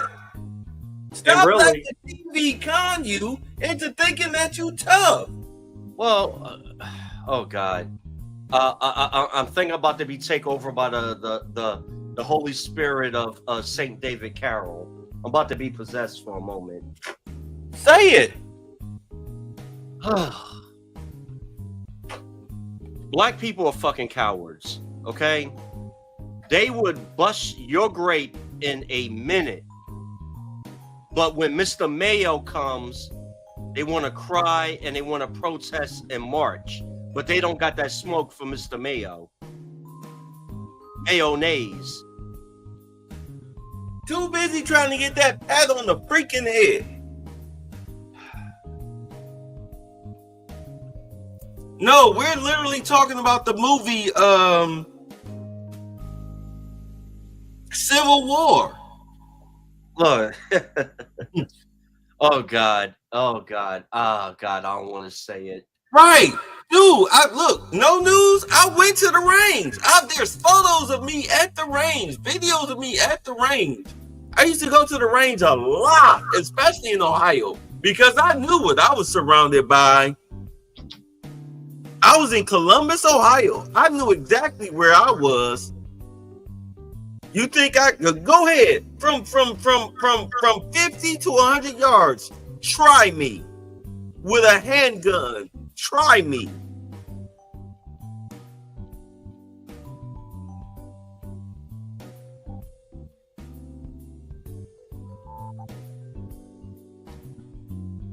Look,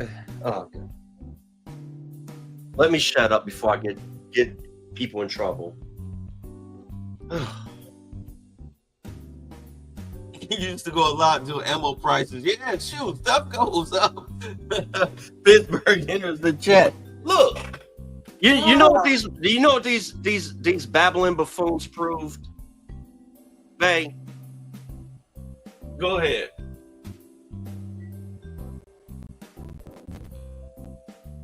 These niggas proved that God had a sense of humor.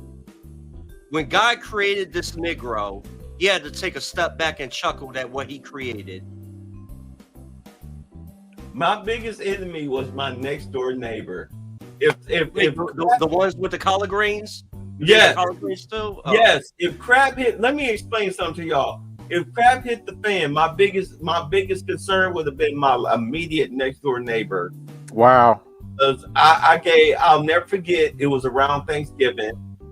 I bought 3 bushels of collard greens. Come to find out I only needed 1. I gave them 2. I gave them 2 bushels of collard greens. This was a married dude with a family. I used to talk to this guy, be cutting the grass. We would talk sports and everything and whatnot. Come to find out this dude, I had 2 tents in my backyard, one on the elevated back patio, one in the backyard. He tried to tear them down. He tore down the one on the patio and tried to tear down the one in the backyard, but he couldn't. This dude was an enemy, smiling in my face the whole time. And don't you know, Bay? Huh? The more you're charitable to these motherfuckers, the more they despise you. Yes, because when I look back on it, I realized he was giving me fake smiles. He saw me as soft and weak, not knowing that the whole time while I'm handing off these bushels, dude, like I'm carry concealed. You know what I'm saying? I'm carry concealed. I don't leave the house unless I have an act right on me. Hey, Bay, I'm curious. What do you put in your collard greens? Salt, and I'll use a little cayenne pepper. Yep. Red stuff, because I like spicy. Yeah. I don't do bland. I actually use sea salt, by the way. Okay. Yeah. Ham hock, either ham hock or smoked turkey, and like you said, I use the red pepper and sea salt, like you said. Yeah. I'll use turkey. I use smoked turkey. I like cayenne, but I prefer the crushed red pepper with my greens. That's fine. Pepper is pepper, but I don't use the black pepper. It's so manufactured now. But I like the red pepper. I try to get the ones that come in like the shakers where you kind of grind it for the black pepper. No, I get it at the Asian store where it comes in those plastic containers where you can use a scoop full. Oh, okay. Yeah, I'll use a soup spoon. I'll do 2 soup spoons of that. But my point is that y'all have to understand that skin folk is not kinfolk. Yeah. You see that right now. Everything that Charles was talking about, you see it happening. You see a lot. Look, I love my folks, but again, a lot of skin folk is not kinfolk. There's actually a video going around right now where people are calling Snoop Dogg a coon because he performed for Donald Trump at the inauguration. But I was like, but what? Like, but was he not a coon when he was pushing violence and drug use and pimping rap music for decades? Was he not a coon then? Huh? And exploiting women. You're right. All these broads, that's what they complain about. It is being victimized and exploited. But what Doggy Style? His debut When album? was he a coon? Right. When did the coonery start? Did it start back when he first produced his first album, or because he performed at Trump's inauguration? When did the coonery start? Remember the game show he had? I'll never forget. I watched one episode of the game show with all these weed symbols and shit and everything, and it was the most slave plantation-y shit I've ever seen in my life. So when did he become a coon? Let me get this straight. They're calling Snoop Dogg and Nelly a coon for performing for Trump, but we're supposed to pretend that Megan Thee Stallion wasn't doing a minstrel show for the Democrats. Yes. Yes. Who's the real coon in this situation? Oh, most of y'all that are saying Snoop's a coon voted for racist Dixiecrat that said if you don't vote for him, you ain't black. But who's the coon again? Oh, I always carry hot sauce in my pocketbook. Speaking in my Southern Baptist drawl.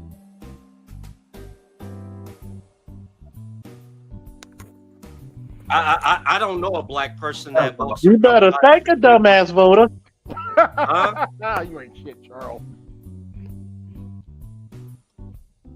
You better thank a corny ass voter.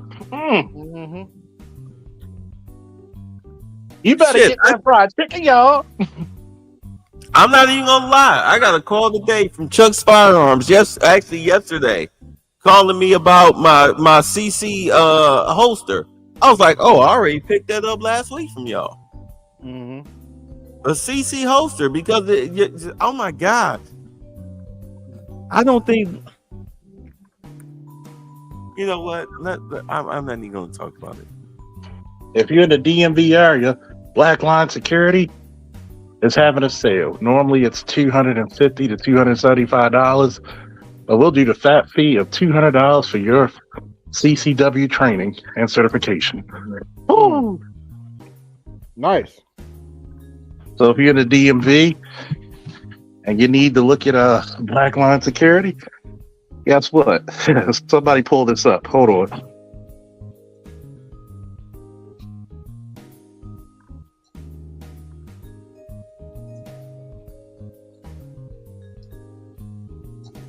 I'm waiting. I'm waiting, Charles. I swear to God, black people, we need to understand that we live here in the United States.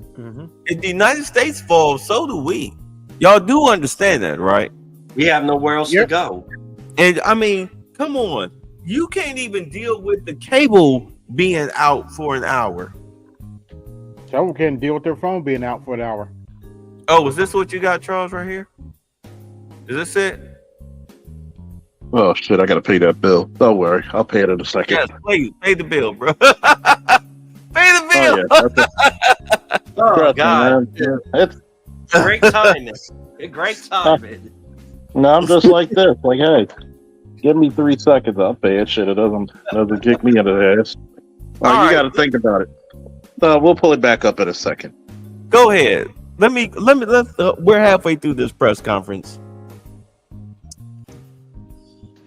I have them right here, but what I might ask is, why not release the same information for those who were deported to El Salvador? Well, first of all, the information was released by the Department of Homeland Security.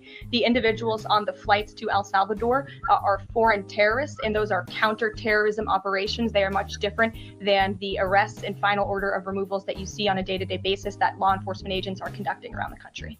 That information was not, to that detail, was not released by DHS, though. I just told you the reason. It was a counterterrorism operation, a deportation of foreign terrorists, not illegal criminals who have been convicted of heinous crimes living in our American communities. It's two different things. Foreign terrorist, illegal immigrant criminal, two different things, two different definitions. You should look them up. Christian, go ahead. Yeah, thanks, Caroline. Does the president support raising the corporate tax rate to pay for Where is he? Where's this guy? all of these other tax cuts he wants to see move through Congress? Look, I've seen this idea proposed. I've heard this idea discussed, but I don't believe the president has made a determination on whether he supports it or not. And then secondly, do you have any information on the status of Eden Alexander? Hamas says they lost contact with the unit guarding him following an Israeli airstrike earlier today.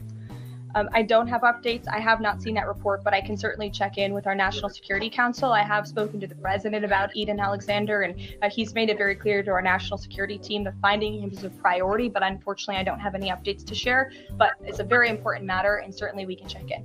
Sure. Hi.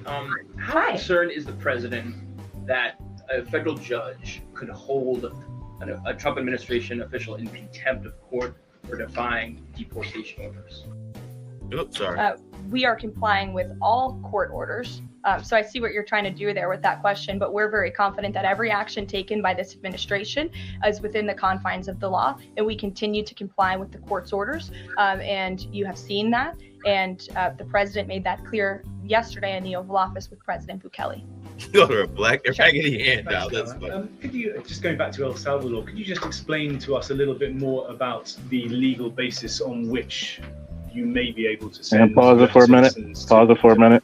Go ahead. Oh yeah, try going to the site again now. Okay. Where's the link? Wait, hold on. I got it. Sorry. All right. There we go. Request a consultation. All right. Paid the bill. Charles, you and I have discussed this. You have to get rid of this. You have to be more professional. I'm not dissing you, but you have to be way more professional. This is a way more look. I know, because some of it is actual footage of us doing that. I because it's because that's actually one of the guys we protected, one of the celebrities. So who is this? That's King T'Chaka for Black Panther at BlurCon. Right here? Yeah, the black. Okay. And who is this?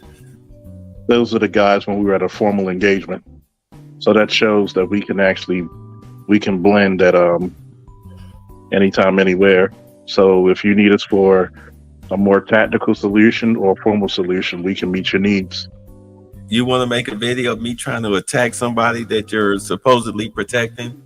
You can put it up on the site where I get suplexed and stomped out.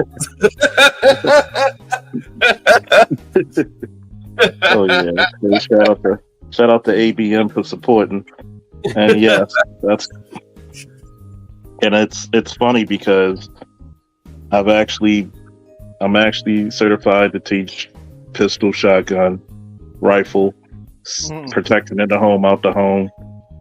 And if I had my own open range, I would tell everybody, you need to learn how to go to get a duty belt and a duty rig. Why? Because you never know what happens. AL says send a link. Tell him to check his email. It's in there. Check your email, AL. It's in there. Oh yeah, AL. Yeah, it's in there. AL. No, but I did that. Our logo is very sexy. Mm-hmm. It is very sexy. Oh yeah, you know, I created that actually. I actually created that. Yeah.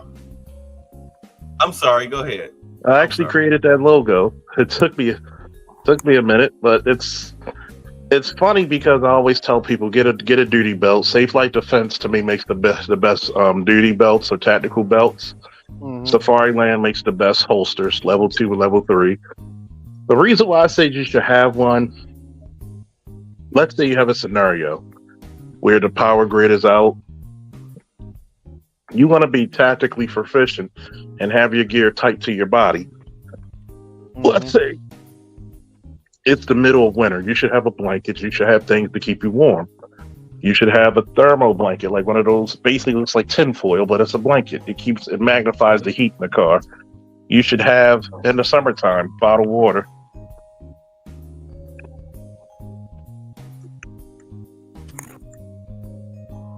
And let me show something right quick. Tell me if I'm wrong. And maybe I'm wrong. Let me see here. But this is a holster. No, that's a waistband holster. Yeah. So that's perfect for like concealment. Mm-hmm. Even I usually personally, because of training, I use inside the waistband holster for the majority of the time. Wintertime, I tend to wear oversized sweatshirts and hoodies. So I'll have like a outside my waistband holster. But you should get a duty belt as well. You know, if you do go to Safe Light Defense, tell them Charles Faulkner sent you, so those motherfuckers will give me a sponsorship. This is for the gun. This is for the gun.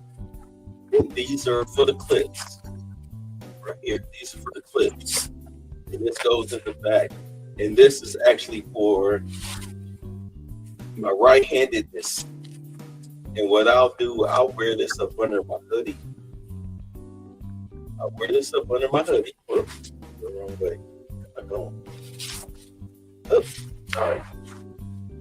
This is for the left-handed. For left-handed. And I've got another one for the right-handed.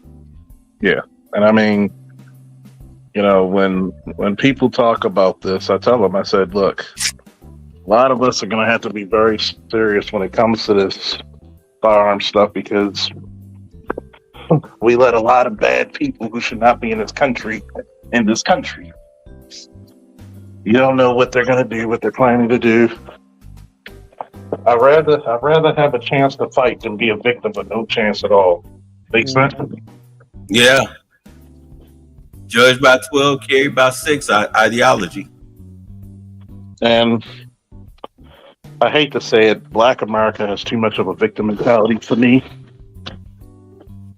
Agreed. And yes, that's for concealed or open carry. You can wear it either way. You can either wear it under your shirt or under your hoodie, or you can wear it on top. And for those of you, I prefer conceal. There's no reason in fucking hell when you got the element of surprise, you give it up. Oh, and by the way, if you have a conceal, never put it in your bag. Never put it in your bag. You're so stupid. Never put it in your bag. Put it to your belly. Because when you put it to your back, people can see the outline of it. There are so many videos of people who call themselves trying to wear their gun in their back because of, you know, TV shows and movies, and they get jacked for their weapon. It's supposed to be where you can immediately draw it. Pulling it from the back, by the time you pull it from the back, somebody's already popped you. I look like I'm moving. No. Ow. AL, the link. Dude sent you the link. AB, didn't you send AL the link to emailed it to you. Send it to him again. All right. All right, so let's get on back with old girl. Prison there. I know you said that President Trump is looking at it, but can you explain to us a little bit more about how that might be possible? We're looking at it, and when I have more for you to share, I certainly will.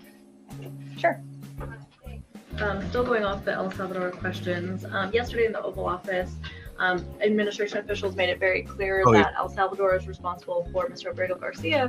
Yet El Salvador's president said we're not going to do anything with him. So my question is, who is responsible for this man and where he's going to? El end up? Salvador. Well, no. First of all, President Bukele said that he is not going to smuggle a foreign terrorist back into the United States of America, as many in this room in the Democrat Party seemingly want him to do. Abrego Garcia was a foreign terrorist. He is an MS-13 gang member. He was engaged in human trafficking. He illegally came into our country. And so deporting him back to El Salvador was always going to be the end result. There is never going to be a world in which this is an individual who's going to live a peaceful life in Maryland, because he is a foreign terrorist and an MS-13 gang member. Not only have we confirmed that, President Bukele yesterday in the Oval Office confirmed that as well. So he Latin went American back Drake. to his home country, where he will face consequences for his gang affiliation and his engagement in human trafficking. I'm not sure what is so difficult about this for everyone in the media to understand, and it's appalling, truly appalling, that there has been so much time covering this alleged human trafficker and this gang member, MS-13 gang member. It's truly striking to me. Karen. Can I say something real? Let me say this real quick. The Democratic media's coverage of this guy has put this guy's life in danger, because they promote him so much that the people that are sitting there in an El Salvadorian prison who have contact with the outside world, they now know who this guy is. They know who this guy is because CNN and MSNBC is concentrating on him so much.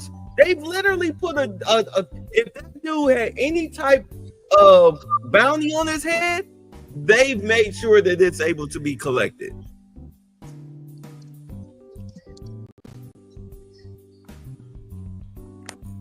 What's up, AL? You in here now? You probably checked your email. Yeah.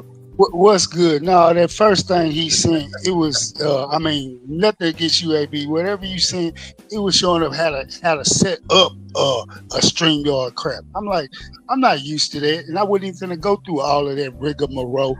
And I had to go and relook and see. And normally it's got codes and stuff under the StreamYard when you're trying to come up to let you know, like Art's channel do. He just put it, just had in blue StreamYard Studio. So when I clicked that, it brought me to it. So therefore, it's condensed down. It was, you did make it easier, AB. I appreciate it. But when I first went looking for it, it was showing how to get in there and set yourself up for some stream. I'm like, I'm not gonna do all that. So AB owe you $2. No, he don't. He don't owe me nothing. That's my dog. He good. We good. Everybody good. What's happening, y'all? What y'all talking about? What's the skinny? What's the skinny today? You good? We going through Carolyn Living's press conference with the old sniper shotter. You know, she got the high ground. Oh, she giving him hell as usual. You know that. That's Abel's best friend. He love her. He love her to death. I don't blame him. Let's go. The president was posting on Truth Social today about helping American farmers. And last week in his cabinet meeting, he was talking about a plan to work with farmers to retain workers who are in the U.S. illegally, provided that they leave and come back through what he said would be a legal process. Can you give details on what that would look like? How many workers he's talking about? How long a plan like that would take to implement, and the timeline for more details on getting this actually to implementation? I can check in with our immigration and our policy team and get you some more details on that, Karen. That's good, strong for It's just something he wants to roll out soon. I mean, he was talking back and forth with Secretary Rollins. Right. This is kind of imminent that he wants to do this. Yeah, look, the president is in constant communication with all of his cabinet secretaries, particularly Secretary Rollins, who has the backs of American farmers and ranchers. It's something that he spoke about with her in the front of all the cameras in the cabinet room, but I'll check in with not only our they're trying to team, work but with also the illegal immigrants that work in agriculture on that. Hi, Carol. Hi, it's good to see you in here. You too. The president has long said that it would be an abuse of power for a president to direct prosecutors to investigate him. Last week, President Trump explicitly directed the Justice Department to scrutinize Chris Krebs to see if it can find any evidence of criminal wrongdoing. How is that not an abuse of power to direct the Justice Department to look into an individual, a named individual? Look, the president signed that executive order. It's the position of the president in this White House that it's well within his authority to do it. Otherwise, he wouldn't have signed it. And he signed it, and that's his policy. Jeff, how you doing? Thanks, Caroline. A follow-up on Harvard. The president floated on Truth Social, I believe, the possibility of removing tax-exempt status. How serious is that threat, and other universities he's considering? And a follow-up question on foreign policy. Can you give us an update on what the president hopes to come from the next round of talks with Iran? Sure. First, when it comes to Harvard, as I said, the president has been quite clear. They must follow federal law. He also wants to see Harvard apologize, and Harvard should apologize for the egregious anti-Semitism that took place on their college campus against Jewish American students. There were professors who said that he had engaged in discriminatory behavior against Jewish students. Of course, you had the former president of the university saying bullying and harassment depends on the context. You also had an encampment on Harvard Yard that we all saw play out before the cameras. The university failed to impose formal discipline on any students for this anti-Semitic conduct violations, including the occupation of a campus building and a disruption of classes with bullhorns. The president believes Harvard should apologize to its Jewish American students for allowing such egregious behavior. As for the tax-exempt status, I would defer you to the IRS for any updates. I do want to answer your question on Iran. Of course, the maximum pressure campaign on Iran continues, but as you know, the president has made it clear he wants to see dialogue and discussion with Iran while making his directive about Iran never being able to obtain a nuclear weapon quite clear. And the president spoke to the Sultan of Oman today, who helped facilitate these talks. I have a readout for all of you. He held a call with the Sultan of Oman today, and he thanked him for hosting the first direct meeting between the United States and Iran and emphasized the need for Iran to end its nuclear program through negotiations. The two leaders also discussed the United States' ongoing operations against the Houthis and emphasized that the Houthis will pay a severe price until they end their attacks on maritime traffic in the Red Sea. As you know, an additional negotiation between Steve Witkoff and Iran's representative has been scheduled for Saturday. And since these are ongoing negotiations, I have nothing more to add on that. Okay. Quick word in the chat. Those of us who are on the panel.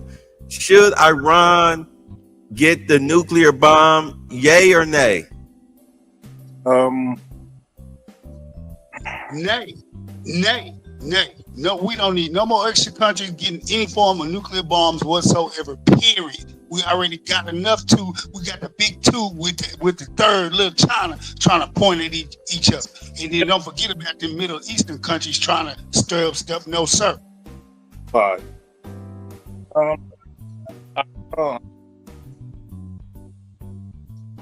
Yay or nay? It's a nay. Nay. In the chat, give me a 1 if Iran should get the bomb, a 2 if Iran shouldn't get the bomb. Simple as that, because I say hell no. They are crazy enough to push the button. Understand that before their extremists took over, Iran looked like America. Women were free, wearing skirts and blouses and going to school and everything and whatnot. And then the extremists took over, and now make a deal with them. There's no difference between China and any other country except they are much larger, and China wants reducing tariffs. I think I missed it. First, is the president. Let's back it up. For all of you, he held a call with the Sultan of Oman today, and he thanked him for hosting the first direct meeting between the United States and Iran and emphasized the need for Iran to end its nuclear program through negotiations. The two leaders also discussed the United States' ongoing operations against the Houthis and emphasized that the Houthis will pay a severe price until they end their attacks on maritime traffic in the Red Sea. As you know, an additional negotiation between Steve Witkoff and Iran's representative has been scheduled for Saturday. And since these are ongoing negotiations, I have nothing more to add on that. Sure. Oh, thank you, Caroline. When you said that the president said that Iran will never have nuclear weapons, is the focus on dismantling the entire nuclear program, or it's just restricting enriched uranium or the missile program? The president does not want to see Iran have a nuclear program. He does not want Iran to obtain a nuclear weapon. He's been very clear about this. Shelby, you have a seat today. I know, stole it. Glad to see it. Two quick ones on TikTok. First, is the president expecting to extend the TikTok ban that's now June 19th if China doesn't reach the table in time? Well, June 19th is a long ways away, obviously. I think it's 2 months away. 2 months is a long time. And the Trump administration, as you have all seen, we work at Trump speed around here. We get a lot done. So definitely don't want to get ahead. The vice president continues to lead these negotiations and talks. The president's involved and they're ongoing. And then the president previously said he'd consider reducing tariffs on China if in order to get a TikTok deal done. Is that option still on the table? Look, the president has made his position on China quite clear, although I do have an additional statement that he just shared with me in the Oval Office. The ball is in China's court. China needs to make a deal with us. We don't have to make a deal with them. There's no difference between China and any other country except they are much larger. And China wants what we have, what every country wants, what we have, the American consumer. Or to put it another way, they need our money. So the president, again, has made it quite clear that he's open to a deal with China, but China needs to make a deal with the United States of America. Sure. On tariffs, yesterday in the Oval Office. Which outlet are you with? The Canadian Public Broadcast. Oh, nice to see you. Thank you. Yesterday in the Oval Office, President Trump suggested that there could be some help for automakers. I'm wondering what that looks like. Is it tariff relief on the 25% tariffs that are in place right now, or the new tariffs that are coming up in May on auto parts? And a second on Canada, if I may. President Trump's tone when it comes to Canada-U.S. relations, Canadians have noticed it's shifted a bit in the past few weeks. Ever since the election campaign started, he stopped talking about Canada becoming the 51st state, at least publicly. I'm wondering if that's on purpose and why. I would reject the president's position on Canada has shifted.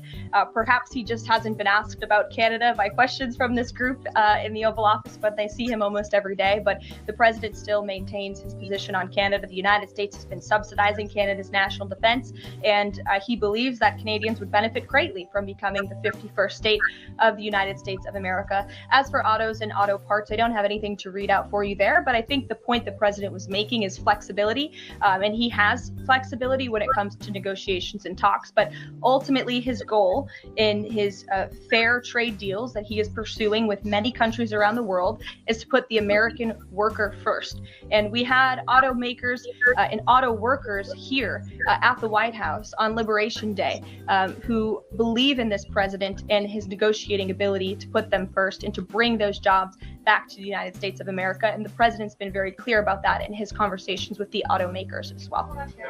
Does anybody have any questions about Trump and the auto workers situation? Now, I need a little recap. All right. So, as we all know, because of NAFTA, all right, a lot of the automakers, a lot of auto industries moved from America to Mexico and Canada for cheaper labor. And the tariffs were so cheap that, of course, they could exploit the hell out of cheap labor in order to make cars. So now in comes Trump, and he slaps the tariffs on Mexico and Canada, but he put a pause on it for the automakers to move their factories back to the United States, which is what happened. A lot of them moved their factories here to the United States. If Snowman was here, he would tell you. Say Trump is going to do an AutoZone commercial. You crazy. So that's what happened. So now you've got a lot of what it created about at least 10,000 jobs, at least for one corporation. They didn't talk about the other corporations, but Ford recently came out and said, hey, look, we're selling these cars at employee prices. And if you know anything about Ford employees, they get their cars at like thousands of dollars. I think $5,000 to $7,000 discounts. They get huge discounts on buying cars from Ford. Not all of the cars that Ford produce will get these discounts, but the majority of the regular cars will. So if you want to get a new car from Ford, you can get it at an employee price. Understand? Yeah. And what's the okay? Right. So are those F-150s? Are those F-150s going to be at employee price? No. Some of the that's why they were saying some of these, you know, like the high end automobiles, you're not going to get those at the employee prices, but you will get them at a regular discount because they're going to be made here in America. So you might maybe get a $2,000 to $5,000 discount because they're made here in America, but the employee discount is much larger. Right. Yes. Yeah. See, Jibber Jabber said Chevy Silverado costs $15,000 to make in Mexico, sells in USA for $70,000 plus. So now that it's here in the United States, it's not going to cost that much as far as to buy. Well, here's the thing, though.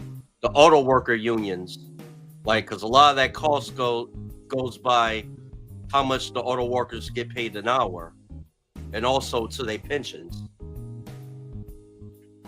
Right. So that's all depends on their pricing. Now, Nub asked, he said, my only question is, who will be getting those auto manufacturing jobs if they move back to the United States? It will be American workers because they're not hiring. Trump is not going to allow them to hire undocumented workers.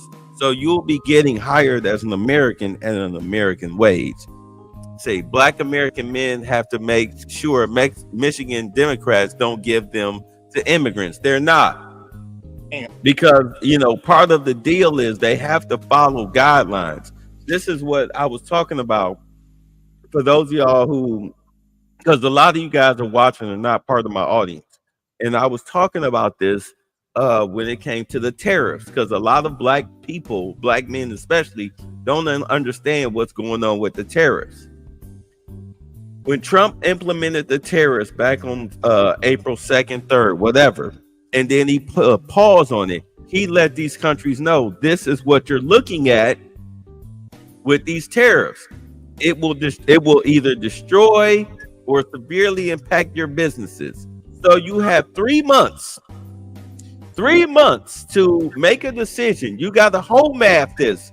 Either you can have your country negotiate the tariffs as far as what works out best for your country, but do understand that us as the United States, we're going to work out what's best for us. You just have to accept it. We're not going to go by what you want. You have to go by what we want. Hey, Bay. Yes. Sorry to interrupt. I'm going to have to take a step out for a moment. I'm going to have to back out. Got to do something right quick. Go ahead. It's almost 10 o'clock. So, as Trump announced when he was elected, hey, look, I'm offering these gold cards to citizens and corporations where you can buy the gold card, the Trump gold card, for $5 million. So far, over 1,000 of them have been sold. The thing is that he's selling these gold cards to corporations to the United States at $5 million. These corporations, when they come into the United States, they're not renting out old factories and office spaces. They have to build these factories, distribution centers, and office spaces from scratch, which means that they're hiring American construction companies, putting Americans to work at American prices. Once those, go ahead. Oh, Trump bad. Trump bad. So it's going to take about anywhere from 2 to 3 months to get these factories built and up and running, employees, etc. This is why he gave these countries a 3-month pardon on the tariffs. Okay, so now that these countries have done their whole math, they're building factories and distribution centers here in the United States. They're hiring American workers, American male workers, the blue collar class. Understand that the middle class is not made up of computer programmers. It's made up of blue collar workers. That's where the real money is. The truck drivers, the forklift drivers, the pickers, etc. That's your middle class. Okay? That's your middle class. Your blue collar workers makes up the majority of your middle class. So now that blue collar workers are coming back in style, you've got the middle class. With him exercising the ERS, which is based on the tariffs, the External Revenue Service, the money that the country will make will come from other countries. It's a lot different. The world has developed a lot since 1920. A whole lot. A lot of countries, a lot of developed countries are developed. They send their wares here. This is the biggest economic class in the world. We are the biggest consumer country in the world. Everybody wants in on this market. This is why once he creates the ERS taxes for people who make under $150,000, we no longer will have to pay taxes anymore. Do you understand? No more 40% per paycheck is coming out of your check.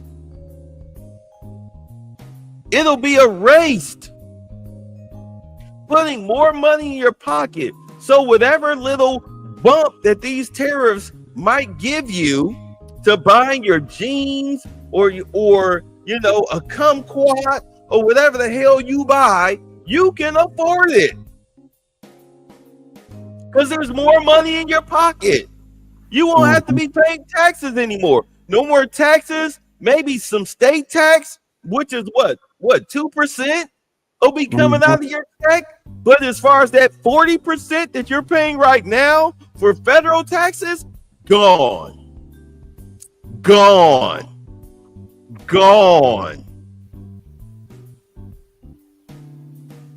A lot of products will be American made, which means that what you may have paid, let's say you paying $15 for a specific item because it's now made in the United States and there's no tariff tax to pay, you're now paying half the cost, if not less. That $15 item is now on the market for $6-7. Are you getting that? You can afford it. You can afford it, huh? You might even bundle package promotion. And by the way, might be the first. Oh, find out. You're breaking up. Yeah, you're broken. This might be the first time in a while the cost of the pay rate of living might outpay the cost of living. At least I hope so. So shepherds say that doesn't mean black-owned construction companies will benefit. If you good at what you do, you'll benefit. No more of this ass kissing you because you black. Wait a minute. Hold on. It's all about skill now. Hold on. There's no such thing as you a special class. Trump killed that. It's all about merit. Say it. Back up there. Put the thing back. What was the fucking point of getting rid of DEI? Everybody's on equal ground. Remember what I said? I'm going to say this again. Everybody remember the key to the kingdom, right? If you're good, your race don't matter, right? Right. Matter. We got to get the best and the brightest. I'll tell you, go to these coding classes. Apple doing free coding this summer. They're holding free classes. Get your kids in. Fuck you do. America right now cannot afford a white zone. Tell you, believe it or not, they can't afford for that shit. Racism is too damn expensive to carry on. Does that make sense, fellas? Yeah. Have I not been saying that since I opened this channel about the whole racism thing? Like, stop talking about that shit and using it as a crutch. Your race card is denied. Nigga, can you do the fucking job? That's all they care about. I've been saying this ever since Trump ever since the whole Trump thing, the whole tariff thing happened. If I am a politician, especially if I'm running for office, my whole thing is I'm talking to the Republicans. What companies are coming into America? Who's buying into the gold card? Where do they need a factory at, or factories? Because some moron said it ain't that many millionaires in the world. I'm like, motherfucker, corporations are not people. And just to show you how ignorant you are, you really think that that every country in the world outside the United States is a third world country? How fucking stupid are you? I'm not talking to anybody in the audience. I'm speaking in general to somebody. But at any rate, there are billion-dollar corporations all over the fucking globe, and the reason why they are billion-dollar corporations is because they import and export their goods into the United States. They bring their products into the United States. The tariffs have been so imbalanced against the United States that these corporations have been ripping us off. Trump has said no more ripping us off. It's done. You got 3 months to make a decision, to do your whole math. Either you build a factory here or you just pay the tax. And this is the United States. We, just like China, we'll steal your IP too. Based on international law, we'll steal your shit too. You can put out some cute little cup here in the United States. We'll get somebody who will take your cute little cup, change the color of it, put a goddamn little handle on it. Where you selling it for $15 because of the tariff, we'll turn around and sell it for $6 with a handle on it and a cute little bobbly face on it. Steal your IP and make $1 million off of your shit. So what's the best thing for you to do if you're a foreign corporation? To stay your ass at home and pay the tariffs and overcharge people for products, or put your factory here in the United States and sell it at a cheaper rate where it'll sell more because of the new economic principles here in the United States? Or try to call yourself ripping off the American people and have somebody else steal your IP and improve on it and sell it at a cheaper price? What works better for you? What works better? It's about time we get a little bit more ruthless when it comes to global economics.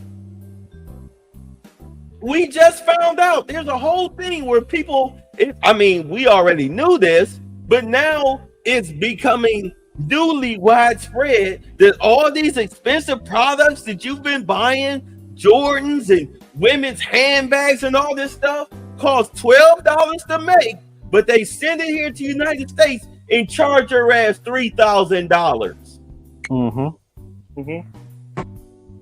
They rip you off. They steal from you. They steal your IP, turn around, reproduct it, rebrand it, and sell it back to you. It's really bootleg items that you're paying. You're paying you're paying thousands of dollars, if not hundreds of dollars, to buy. We already knew back when Jordans was out there, it cost $8 to $15 to make a pair of fucking Nike Jordans. But those stupid ass turn around and pay $250 for them. They ripping you the fuck off. But you don't care because a bunch of narcissistic rich people make you think that overpaying for a product somehow gives you a high status symbol.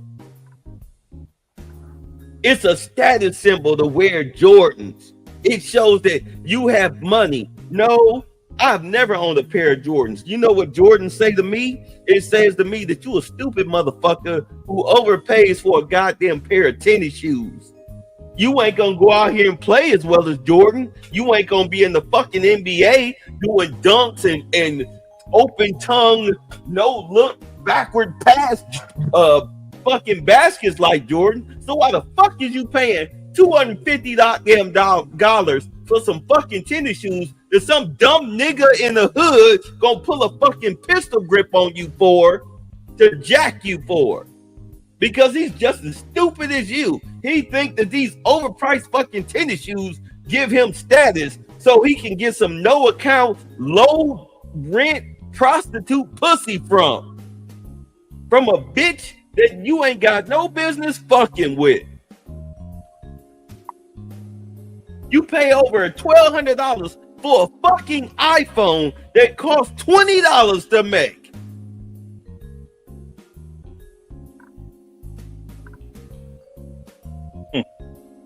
You're a fucking moron.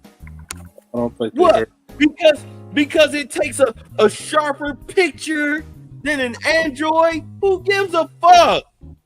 You got 8K video footage now, so whatever. God damn! You can't tell the difference. You can't tell the difference between 1080. Oh, let me shut up. From 1080 to 720. Yeah, you can't tell the difference unless you have a screen bigger than like 50 inches. So HD TV. Have one that's bigger than. But you're gonna enjoy the movie the same time. Oh, you might get for that much. You fuck yourselves over. This is why whatever China is trolling themselves trying to, well, we're going to do this and do. We don't need shit that you make. We can make it here in the United States or get it from another country at 10% of the tariff price. 10% tariffs. I want to point this out to people, right? When you look at countries like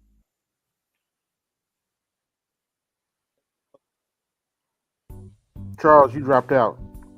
what about now? Okay. You here? What up? You look at countries like China. China doesn't tell you their failures, and boy, they got some failures. They're great. But they got their fair share of failures too.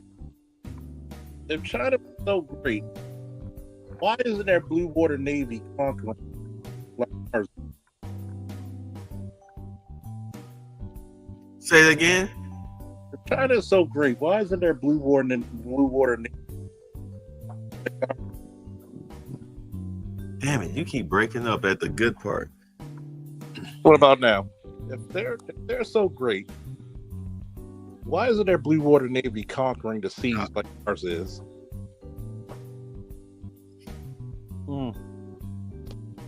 I want you to think about that. Who still holds supremacy in the high seas? The U.S. Remember when they tore down, they killed that bridge in Baltimore? Yeah. Why did they kill that bridge in Baltimore? Why did they cut off the access? There was some Chinese connection to those boats. Exactly. That Russian-Chinese connection, because they already, remember they hit that bridge that support me. It cut off the U.S. Navy supply ship that would have went out to the Red Sea to help back up Israel. And who was immediately in the Red Sea right soon as that happened? Russia. Russia was right there. Russia was right there. We was up 3 o'clock in the morning covering that shit. Yep. Because they knew the U.S. warships were there. Then whatever that was going on. Remember Iran when they attacked Israel with the Golden Dome? Yeah. Yeah. If the U.S. Navy was there, that whole attack wouldn't have happened. Matter of fact, if the U.S. there, we would have atomized Iran. Okay? Did y'all hear that? Say it again. Yeah, say it again. If the U.S. Navy was there, we would have atomized Iran. Yeah, it wouldn't have happened. None of that shit would have went down. Nope.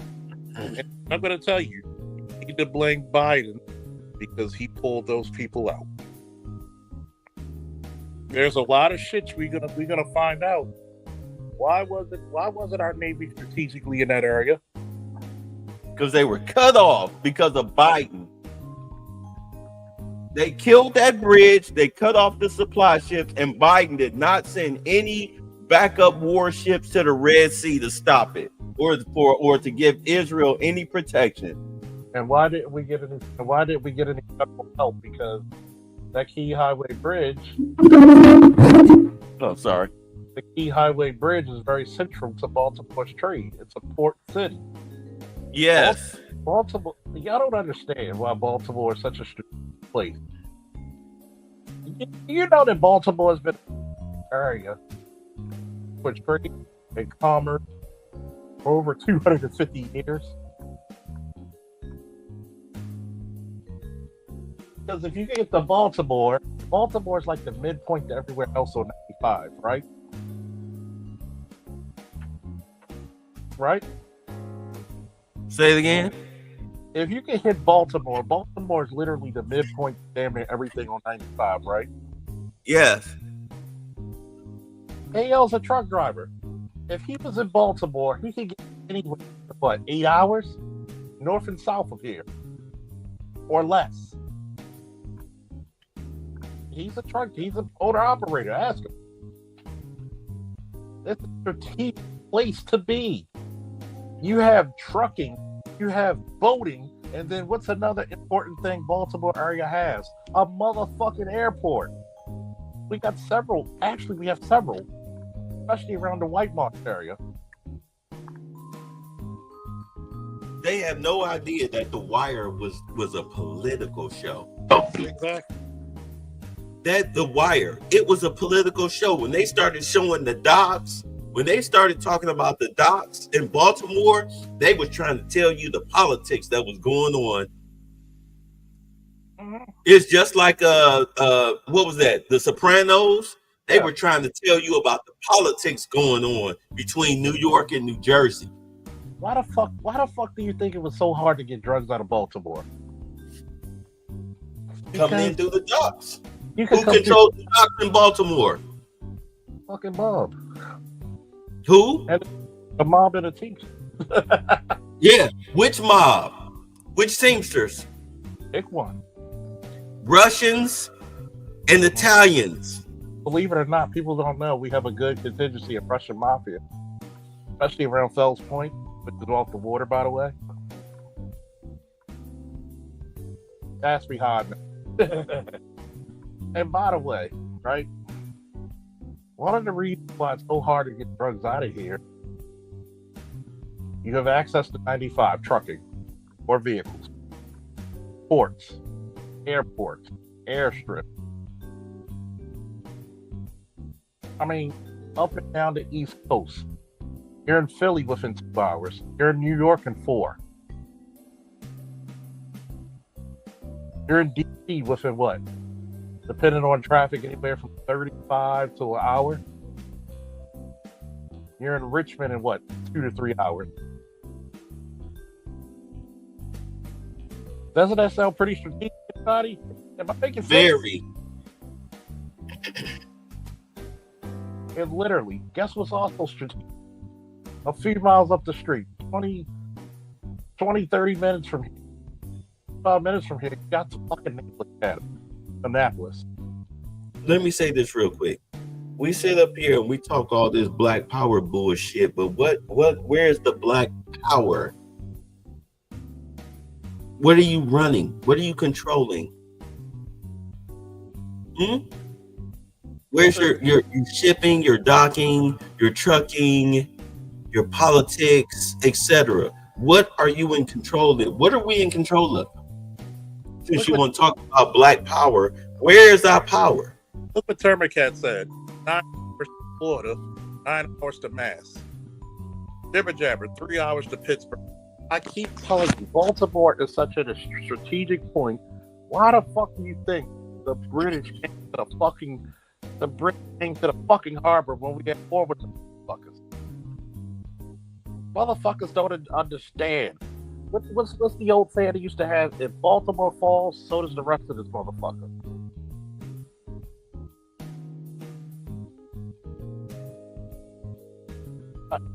How do you think? We got not only the fucking harbor unit, we also have the Coast Guard down there.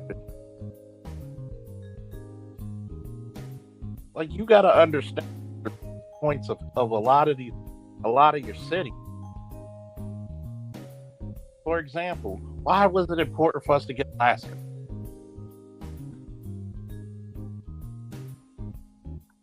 Why was it important for us to get Florida, Texas? I mean, the fucking Louisiana Purchase. I mean, the Louisiana Purchase itself like double or triple the fucking size of the United States overnight. Mm-hmm. Let me say this. This is why being, you call yourself, you think being a black politician like a Tiffany Ingrid is power.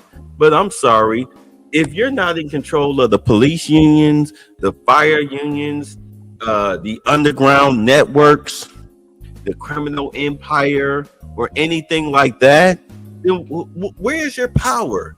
Besides just running your goddamn mouth on TV, sounding like a goddamn clown ass coon. Where's your power? Don't talk about Jasmine Crockett like that, babe. It's not very nice. I mean, I'm talking about Brandon Scott, Brandon Johnson. Where's your power? I mean, West Moore. Detroit, no, he's not joining BRICS. If anything, he's getting ready to offset BRICS with what he's about to do with the Bitcoin situation. He's getting ready to destroy them. He's already destroying China and getting ready to have them removed from the World Trade Organization with these tariffs, because that's the next step, is to cripple them economically. All right, they're already securing the border, both northern and southern, because that's China's next move, is to try to do some type of military exercise in the United States.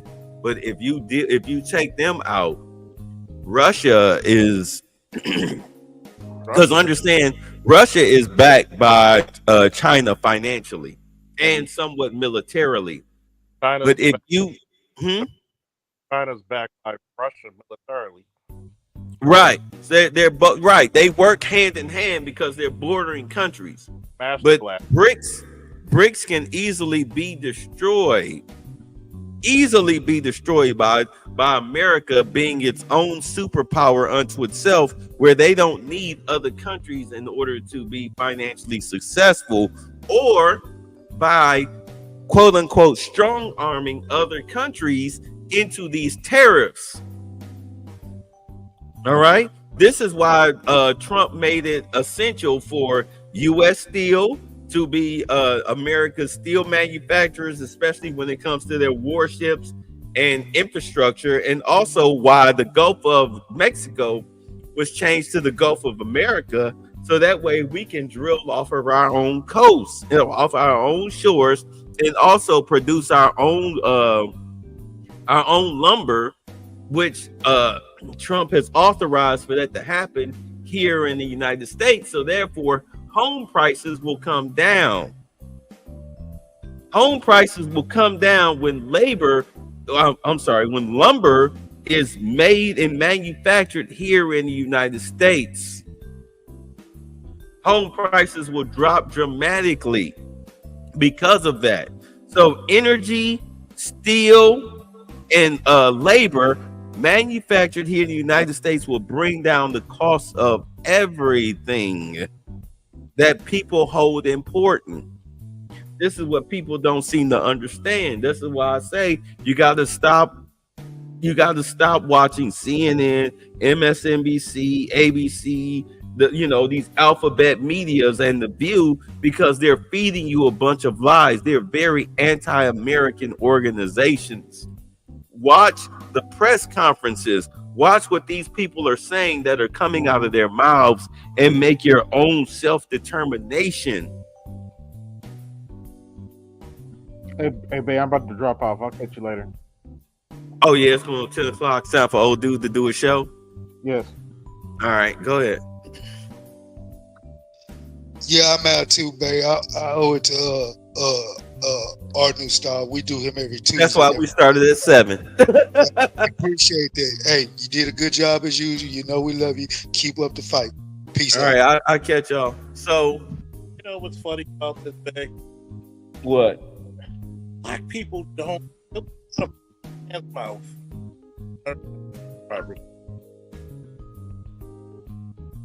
There are times you literally predict, and people are just wow. You know what I'm saying? I hate that you're cutting in and out. But I will say this.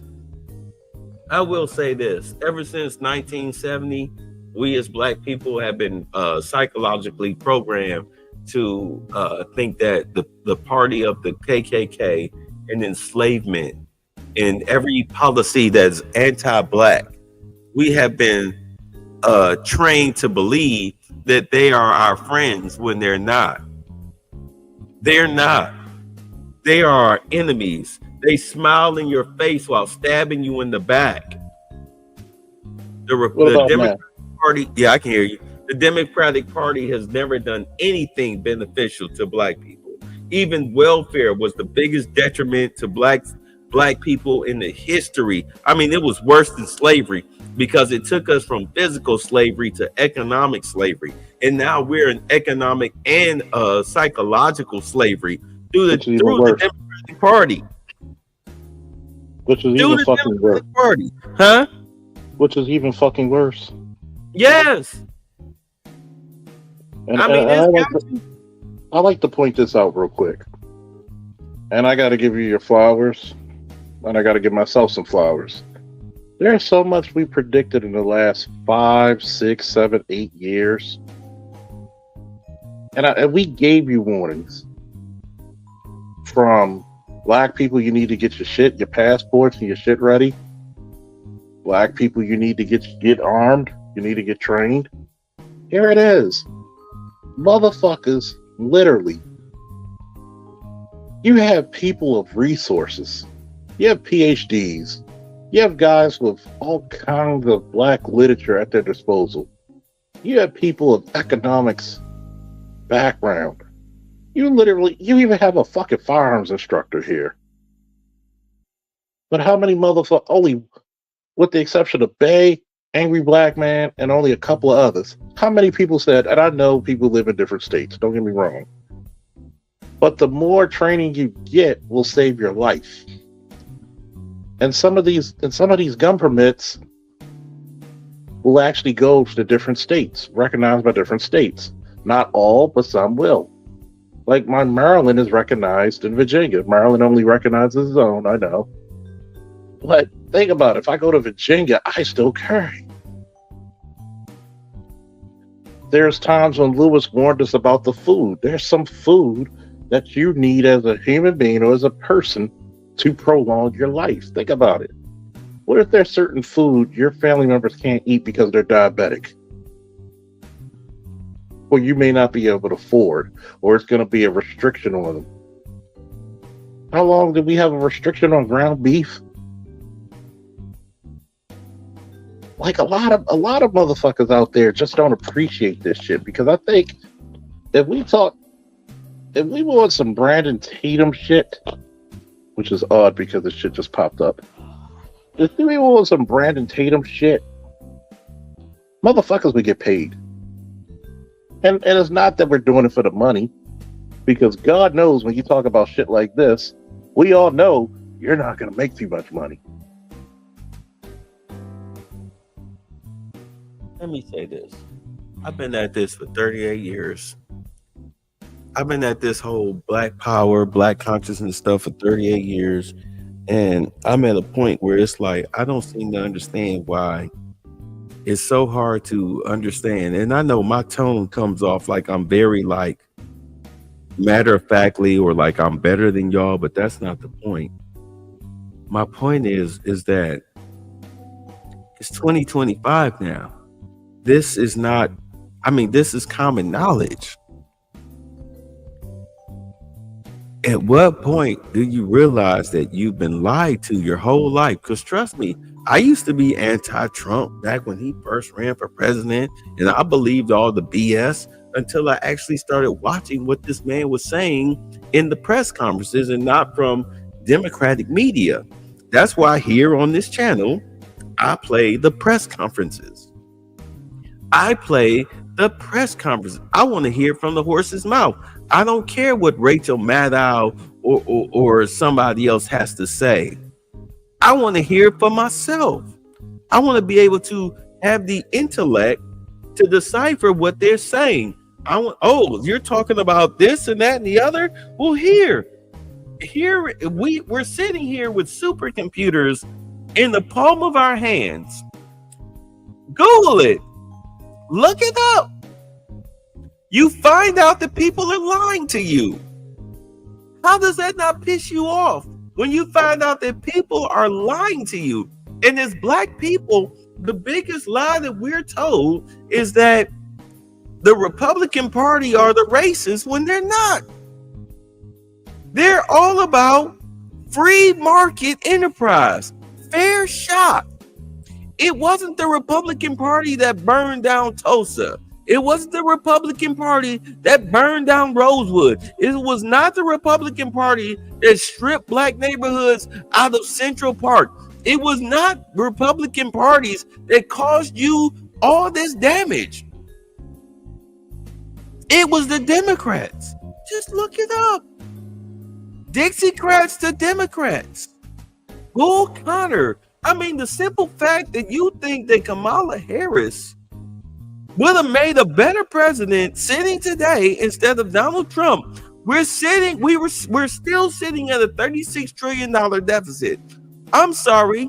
What did you think that goofy, unintelligent, stupid ass bitch was going to do to save us from having to stand in bread and soup lines this time next year from a Great Depression? From this country being belly up and then eventually being owned by our adversaries known as China and Russia. What did you think she was going to do?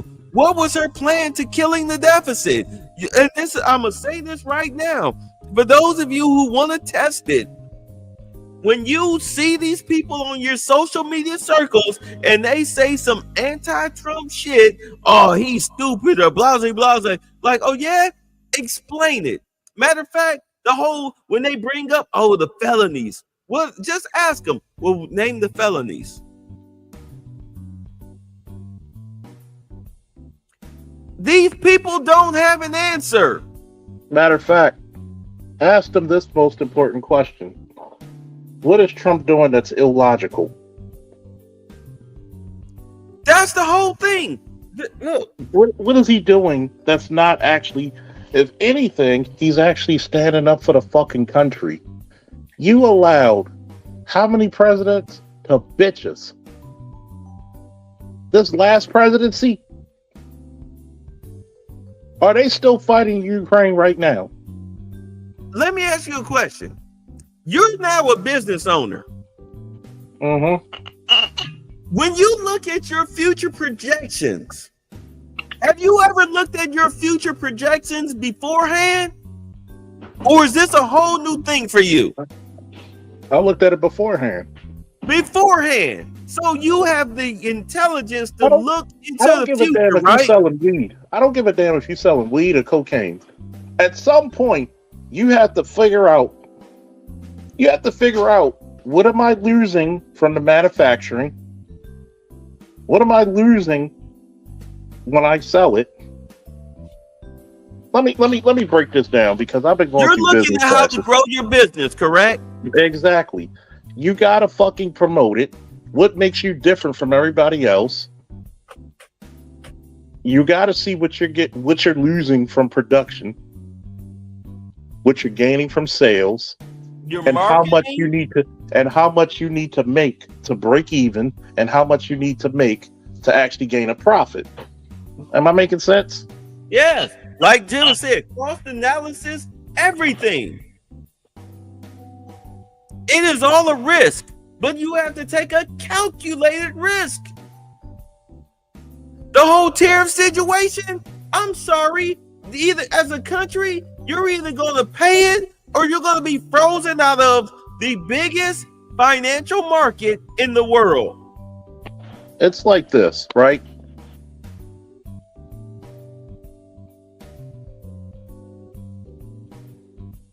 You got to look at sales.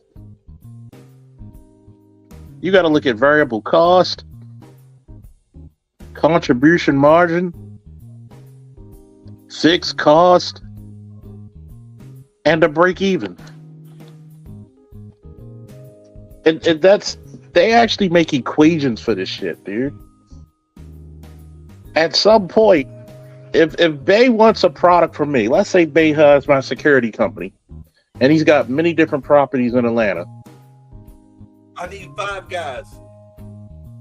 At some point, I gotta say, am I in business to break even, or am I in business to make a profit? Charles, because I need now 5 guys for 6 months. He needs 5 guys for 6 months.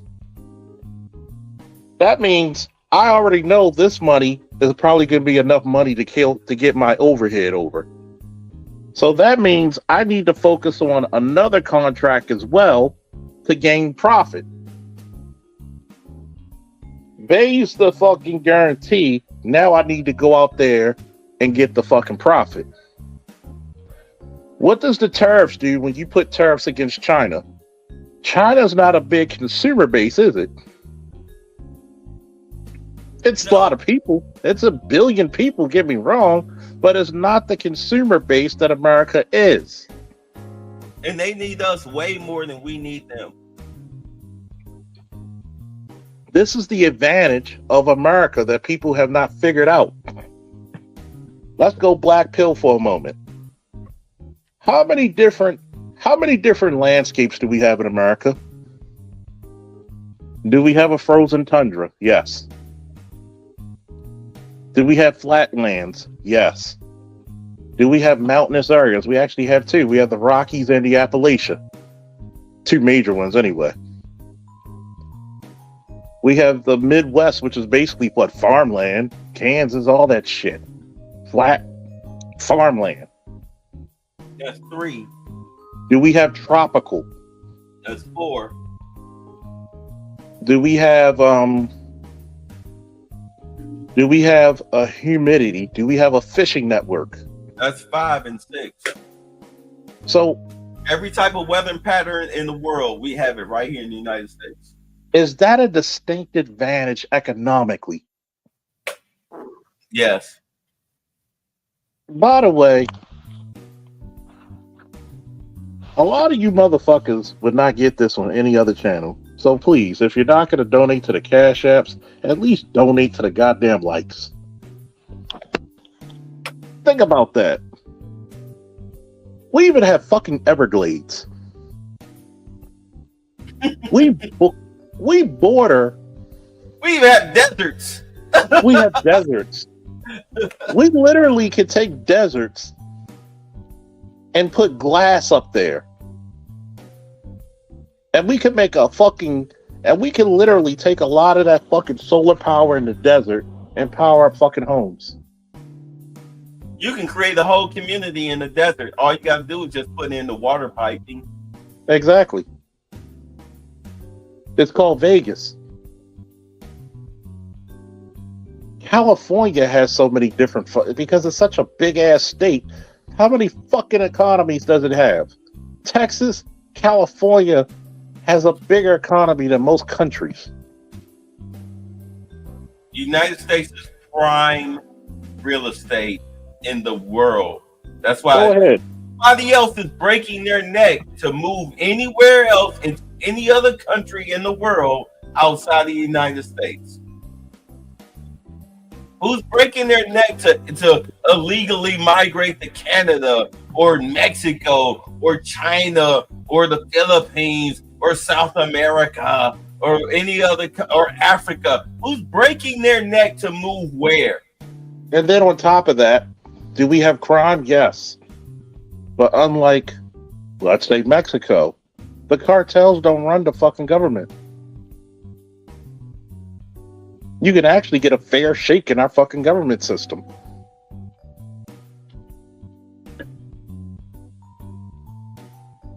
And you know what our biggest export is? You know what it is, Beck? Are you talking about black market or above board? American biggest export. America's biggest export. Anybody in the chat know what America's biggest export is? It used to be American-made products, but now it is. Help me out. Come on, chat. Come on, Bay. Don't make me look it up. Don't make me smoke drugs. Hold on. I'm gonna tell you what our biggest export strategically has been. You ready for the answer, folks? Give me a woo. Give me a woo in the chat. Come on, Bay. Give me the loudest woo. Mineral fuels and oil. Our biggest export. Our biggest export is military might. Oh yeah, there's that. Say it again. Our biggest export. Remember, at the fucking Horn of Africa. He said porn. Porn. Well, they got a lot of porn in the Middle East. They just don't talk about it. Our biggest export. Remember Captain Phillips? It looks like, okay, so according to, all right, so oil, machinery, which would be military, and electrical machinery and vehicles, which would be military. Because a lot of countries don't take our cars. No. Let me put it to you this way. Though. Who's the first motherfuckers people call to keep pirates at the Horn of Africa at bay? They call the United States. I didn't see no fucking Chinese snipers on that fucking Captain Phillips, did I? No. When you need humanitarian missions, who's leading the UN? United States. Same thing with NATO. If it wasn't the United States, NATO would not exist. So you can't even control your country without us. Why do you think his first term he threatened to disband NATO? And now he's threatening to charge NATO. When JD Vance, when he went to Munich, he let them know, hey, look, if y'all don't get it together, y'all gonna have to pay us for protection. And guess what? What's the first rule of protection I always said? Obedience. Yeah. What's the second rule of protection? Protection costs, baby. Germany doesn't want to comply. The UK doesn't want to comply. France doesn't want to comply. And now you see their countries are turning into shitholes.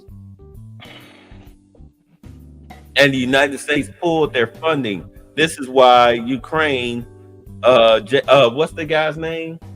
Zelensky wrote the apology letter. Why do you think he bent the knee? Yeah. Because he went to NATO, and NATO was like, who the fuck you think gives us the money and the weapons to protect countries? Trump cut us off. So what the fuck you want us to do? I'm going to put this in the back chat, dude. Give me a second. Oh, Lord, I'm sorry. I don't mean to overtalk you, but it's just...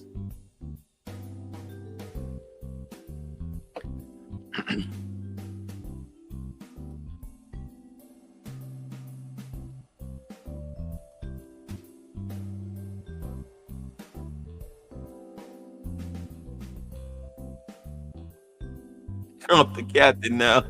Y'all is crazy.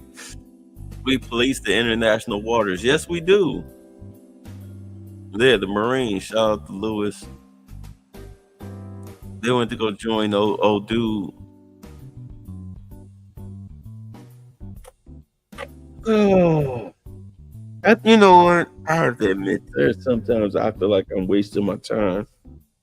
because I want black men to be free, but I don't think black men really want to be free. I think black men like to be entertained. You know what's funny? YouTube took down my interview with RFK Jr. when he told you the reason why they wanted the war in Ukraine to keep going. Because all these military, when you go to NATO, you got to switch all your weaponry, all your vehicles, and all that shit to NATO, like Boeing, Lockheed Martin, all your ammo got to be NATO.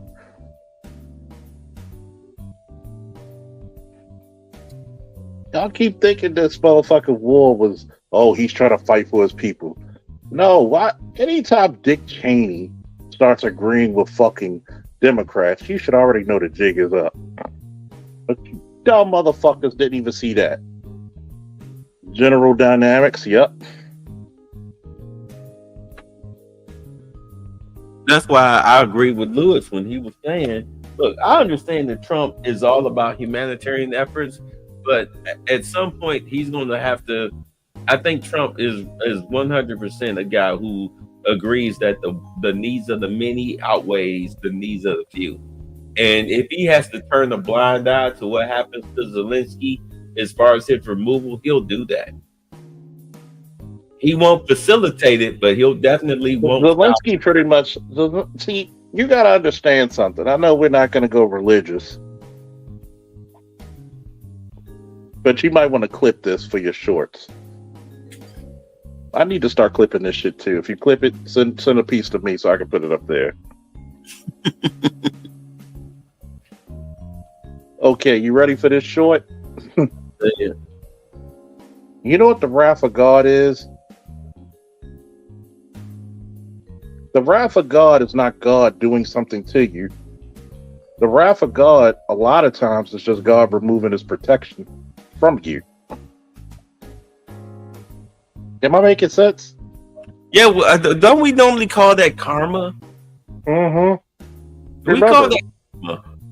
Remember, when you were a hard-headed boy and you did something, what happens when your father just didn't protect you? You got your ass whooped.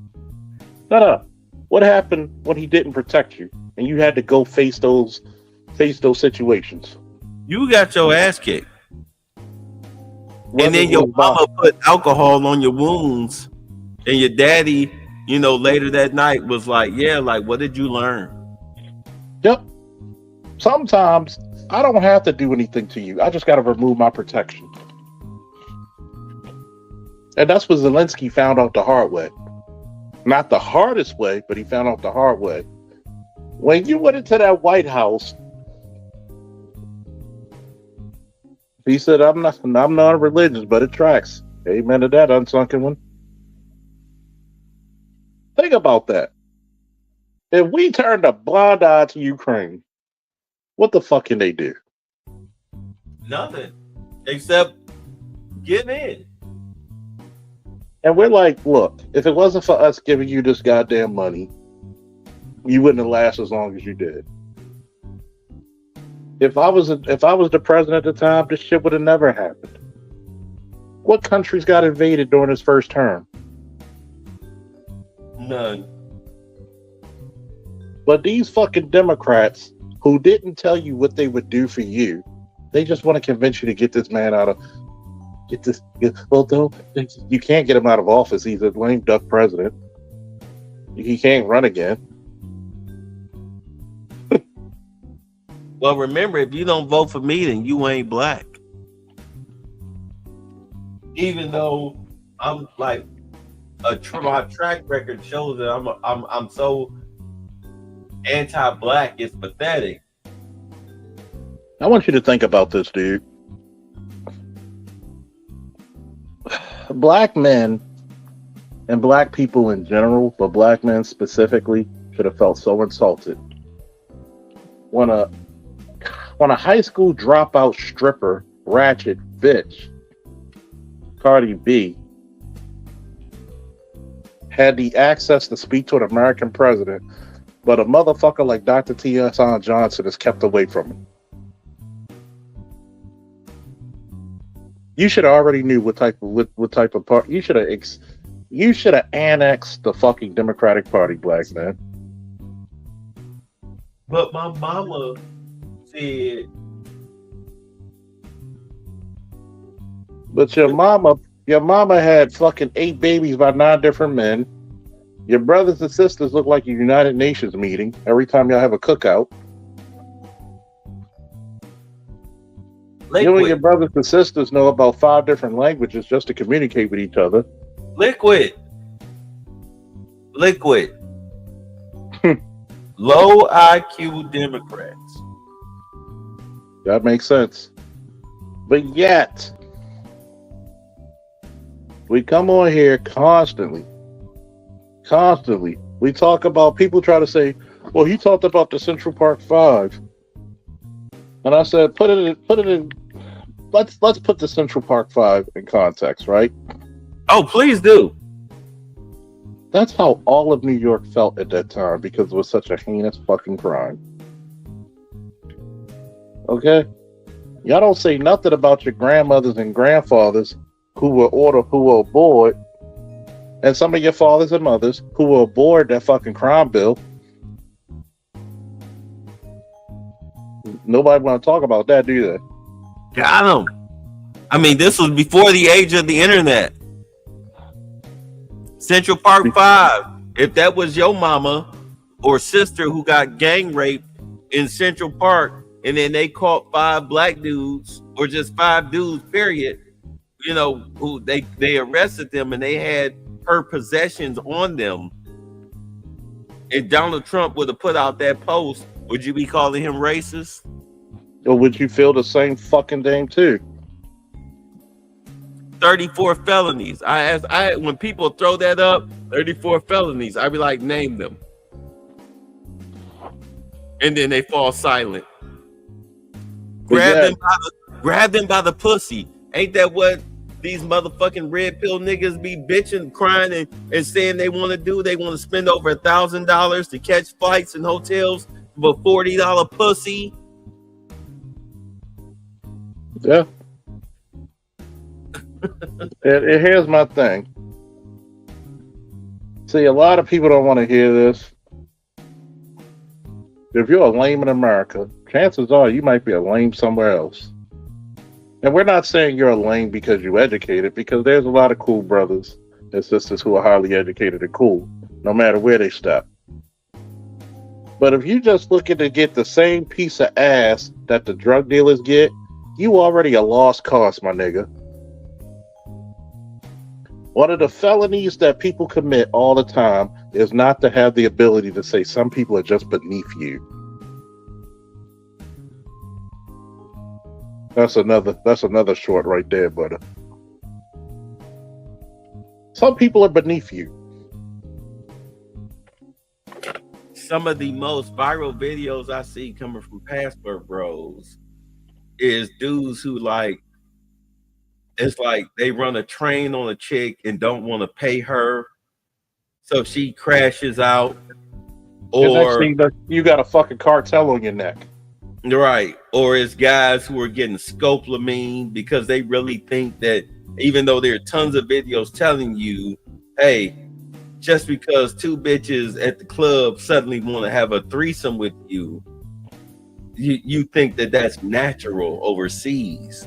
When especially if you come from a first world country where a bitch wouldn't touch you if she had to hand you a piece of paper. Right. And then go ahead. At some point, we gotta be honest. And this is to my fellas. To our own self be true. And I had to talk to my female coworker because, you know, we on this contract that only police and correction people can be on it. If you don't have those qualifications, you can't be on it. So she was like, well, you know, it's kind of funny because I was telling her she's 38, I'm 43. April 1st, shout out, we still celebrating. I said, you know, there's very few 40-year-old women that still look good for various reasons. I appreciate a woman who keeps themselves up past 40. drugs, alcohol, and too much dick. Dicks. Yeah, trains of dicks. Trains of dicks. I mean, whole fucking first half of dicks. I mean, dicks bombing out of Baghdad. Station just from 12 to 1 o'clock full of dicks. Mm-hmm. Got more dicks than a fucking Dick Tracy fucking marathon. I mean, and I was telling, she was like, how come you can't, what about you pulling the 25-year-olds? I said, the older you get as a man, the 25-year-olds become easier. Here's the thing. I hit 25-year-olds just because of the way I look. I ain't got to put up no money. I ain't got to put up nothing. All I got to do is have an open house and a hard dick. But here's the difference. If I'm not the type of guy who could naturally pull those type of chicks, and I go to a foreign country, your nigga senses need to be tingling. You're if the two lick. of these bitches are coming. Say it. Sorry. If two of these bitches approach me, I should know something's up. And that's not, and even I know there's limits to what I look like to a female. Good, bad, and ugly. Some females don't like a larger guy. I'm okay with that.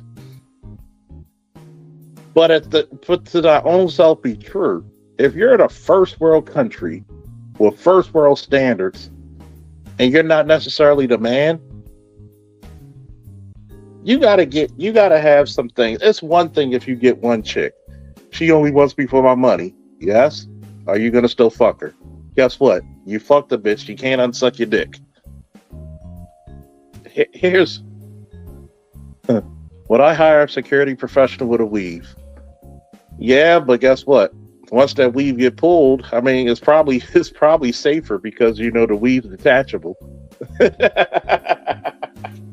But you got to realize a lot of guys need to be worried about themselves. Shout out to Ron Wills. How many niggas try to debate him when he talked about body game? Sometimes you need to lift a weight, do a push-up, walk, cut some weight. I'm not what I used to be at 25, but I maintain. I try to be the best 43 that I could be. But you got to be realistic, because a lot of your problems is the fact that you get this education, you get these occupations over pussy domination. You let pussy outrank your master degree. No sense does it ever make. Do you know why I don't talk about the whole dating situation or whatnot? Because it's sad as a motherfucker. Yeah, and because I'm not inexperienced with women. No. I'm not gonna let you escape this shit. Say it again for the niggas in the back who did not hear that. I am not inexperienced with women. I'm not sitting up here making 2, 3, 4 hour videos, pretty much bottom line in the whole Will Smith, how come she don't love me, man. I don't give a fuck about these bitches. You know what's funny that I noticed? Because everybody had a simp phase. I don't care who you are. If you never had a simp phase, you're a lying motherfucker. And I'll tell you to your face.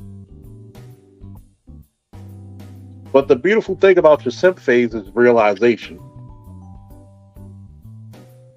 I'm crying about one bitch when there's fucking 4 billion out there. You get hurt. You get hurt. I give you a whole week to feel doom and gloom. But what did they say? The best way to get over old pussy is new pussy. It's new pussy, yes. Because every time I got some new pussy. What was that bitch name again? I'm sorry. When a 21-year-old from college came to fuck me a few months ago, How many felons? Did I cry about it? No. Felons did you catch? Huh? How many felons did you catch and wanting to give her a spare key and a drawer and a toothbrush in your bathroom and you know what I'm saying? The only thing I gave her was an Uber ride home. So I mean, it's like you know. Let me say I'm this. sorry. Let me say this. I'm gonna say this, and I'm 100% honest. It is pathetic for you to be over the age of 40 and crying and bitching and moaning and complaining about females. And it is even more pathetic for you to be over the age of 40 trying to talk to 20-year-olds about their dating life, because the dating the dating is not what it was pre-internet. And you have no idea what the fuck you're talking about when it comes to 20-year-olds dating in today's day and age or over the age of 40. Exactly. They're about the Ted DiBiase. Everybody's got a price. You are the old guy in the club with the you 40 pounds overweight, looking like you 6 months pregnant in skinny jeans. looking like Rick Ross from Temu. Right. You are out of touch. How dare you try to give me dating advice? That's why I never dipped into that shit. Plus, niggas ain't listening to you anyway. Excuse me, Travis Hunter, anyone. These niggas ain't listening to you. Who's the guy, the basketball player that's got the 30-something-year-old old hags fighting over him?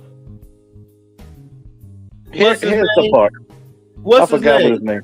I forgot what his fucking name Y'all is. know Somebody in the what chat. I'm talking about, right? The young basketball player that's got 30-something-year-old old hag bitches fighting over him, breaking into his house, hitting bitches with keys. Come on. How many fucking red pill these bitches ain't shit videos do a nigga gotta make for you to understand that these niggas ain't listening to you? And I'm gonna say this, and I know this might be controversial, but you heard it here first. Since we're simulcasting, right? So it's your stream and my stream. There ain't no fucking way you can be red pill if you never had bitches in the first place. It's impossible. You ain't if you ain't had a pregnancy scare, if you ain't never had to deal with one bitch, how you gonna figure out how to get this one bitch out your house while the other bitch is walking through your house? Shout out to Charles Singer for helping me out on that one. If you ain't never had the ability, hey Chris, how many bitches you block after fucking them? Exactly. If you never had the ability to block a bitch and get another bitch over, how fast did it take me to get Sandra out my house for Tamika to come? 12 minutes. 12? He witnessed it. If you ain't never did some shit like that, you can't talk shit to me. If you ain't fucking date and been in relationships with bitches that other niggas beat their dicks off to on Facebook, what the fuck do we have in common? Bruh, I'll never forget. What the fuck do we have in common? Don't tell me shit about heartbreak. Nigga, you telling me you found out your bitch fucked another nigga, so you and your blues, you drunk, and you call two other bitches to have a threesome. Don't tell me we in the same fucking league. Go ahead, babe. I'll never forget. I was fucking the neighborhood stud that all the dudes wanted to fuck because she was pretty and thick. I'm fucking this bitch all summer long. I'm dicking her down every goddamn day. I'm giving her so much wood that we could have built a log cabin. My then girlfriend would come over after she got off work. I'm fucking this bitch from like 12 noon to maybe 3, 4, 5 o'clock in the afternoon. 6 o'clock, my then girlfriend pops over. You know how many times my then girlfriend would come over? Hey, and the stud that I spent all day in bed. Oh, if you ain't have stud pussy, you ain't not at the same fucking level. Thank you.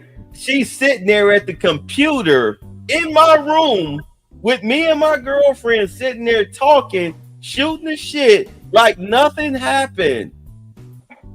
You know what I used to tell niggas, babe? I walked into more threesomes by accident than niggas get pussy from their girlfriends on purpose. There's nothing you can tell me about no goddamn bitch. You know what I'm saying? When I got scenarios like that.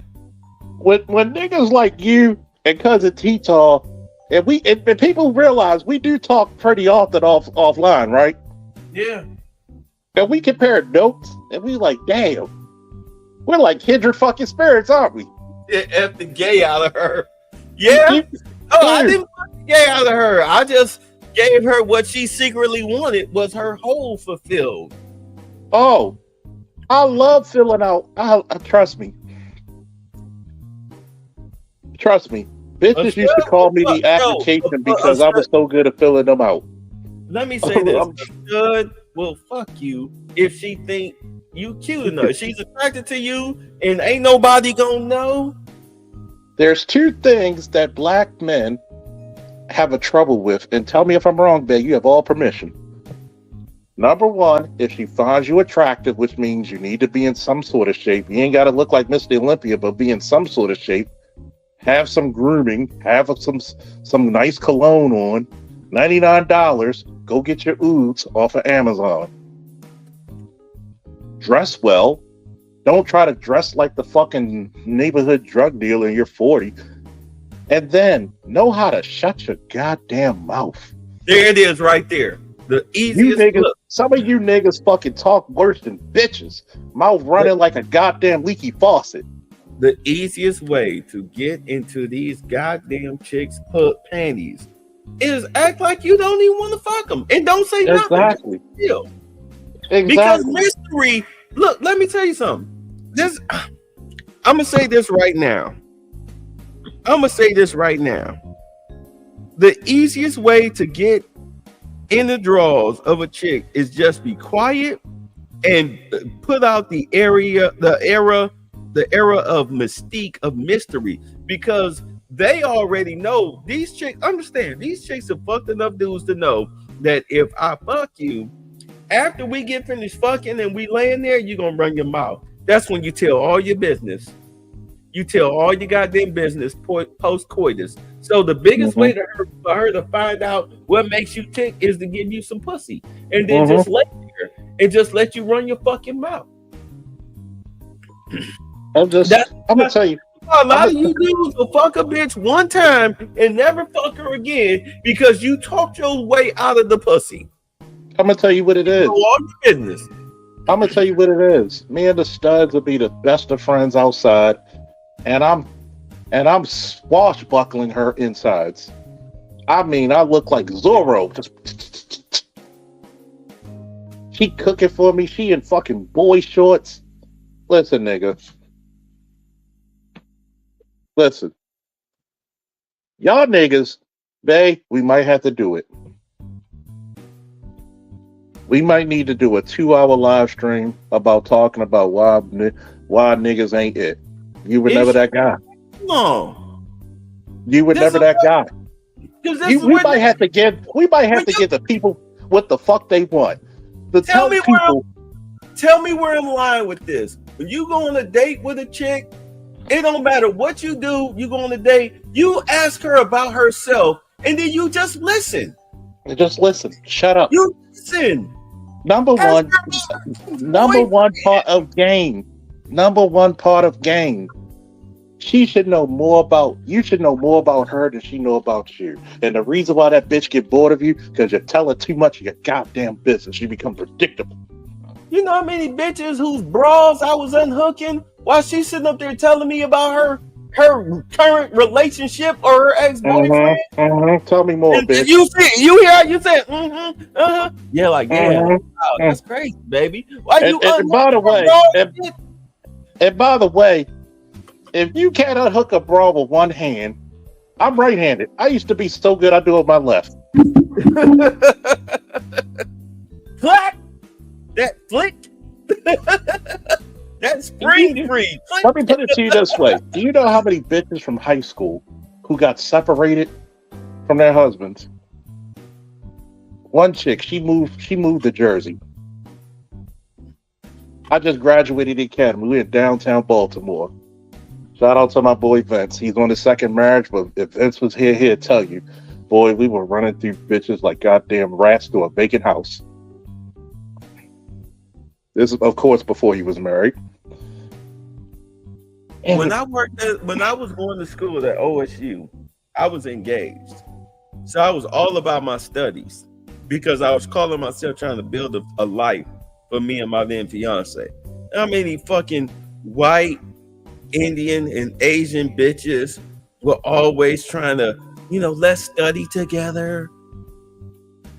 Like I didn't know what the fuck they wanted. Oh no, they were putting their bids in.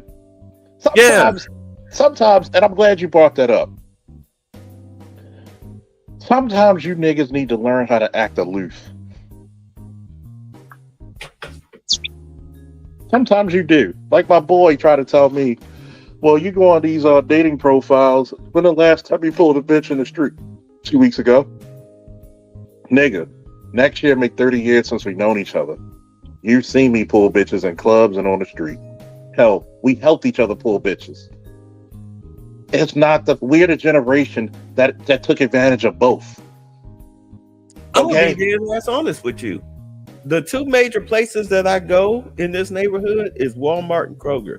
Do you know how many of those fucking people that work there that know my name, but I don't know theirs? Exactly. Hey, Mr. Bay. Hey, how you doing? Hey, and I'm like, oh, okay, yeah, I remember talking to the pharmacy guy. You. Pharmacy guy know who I am. So they went and talked to who is that? What's his name? What's the name? Oh, okay. That's how they know my name. Dudes and chicks. Do you understand? Yeah. Ridiculous. Anyway, go ahead. I'm sorry.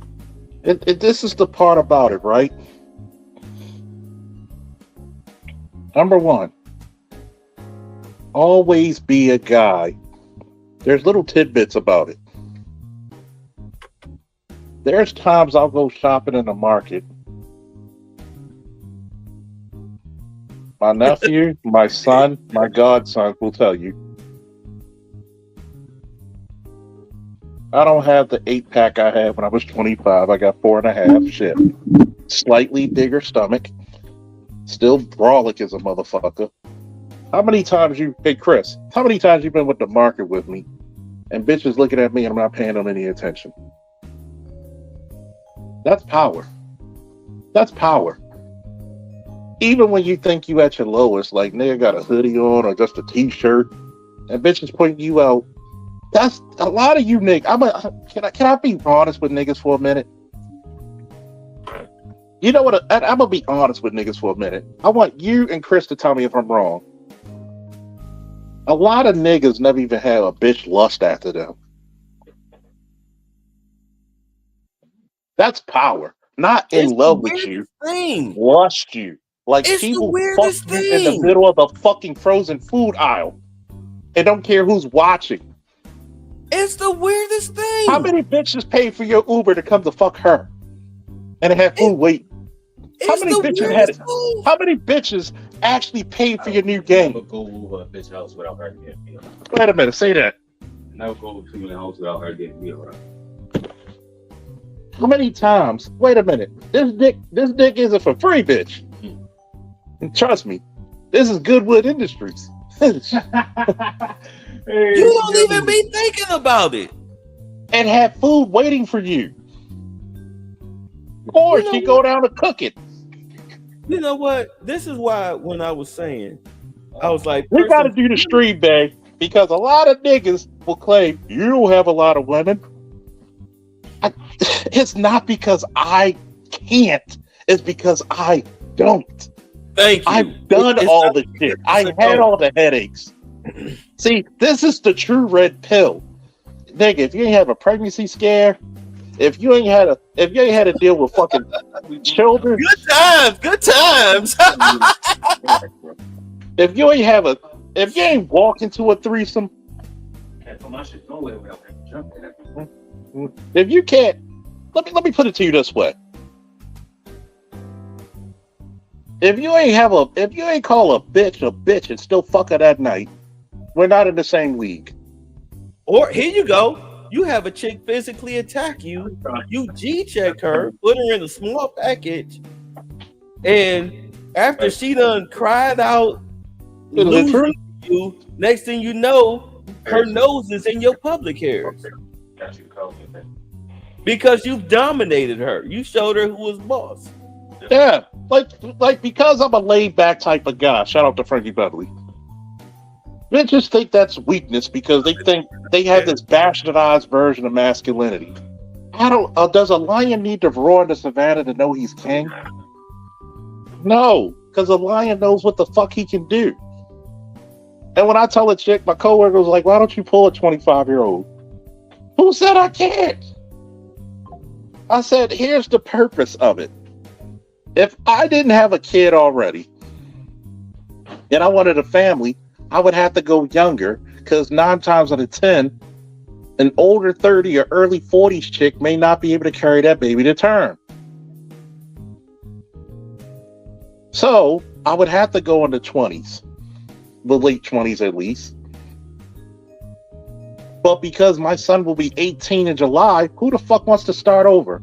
Remember playing Nintendo and you're playing Mario before we had any memory cards or any fucking terabyte memory, and you had to keep playing the game? There was no saving. Either you win it or you not. Or better yet, Madden after year 53. Exactly. You had to keep going because it didn't save. So you're telling me, why would I start again? This is how you know a lot of niggas ain't used to shit. We got to do that. We got to do that stream. If not, we'll do it now. Charles, the last time I was on your stream, we were talking about the top 5 things to look for, and the 2 things that, and understand, this is why I called the last time I called you, was that the 2 things that black men did not mention was hair and makeup. How the fuck do you complain about a bitch wearing weave and makeup, but when it comes to your dating options, they are not excluded? You do not include them on what you're looking for as far as a chick with natural hair and little to no makeup. Like, how does that work? This is why I swear again, and I'm not trying to come at anybody or anything like that, but this is why an argument broke out about slumming.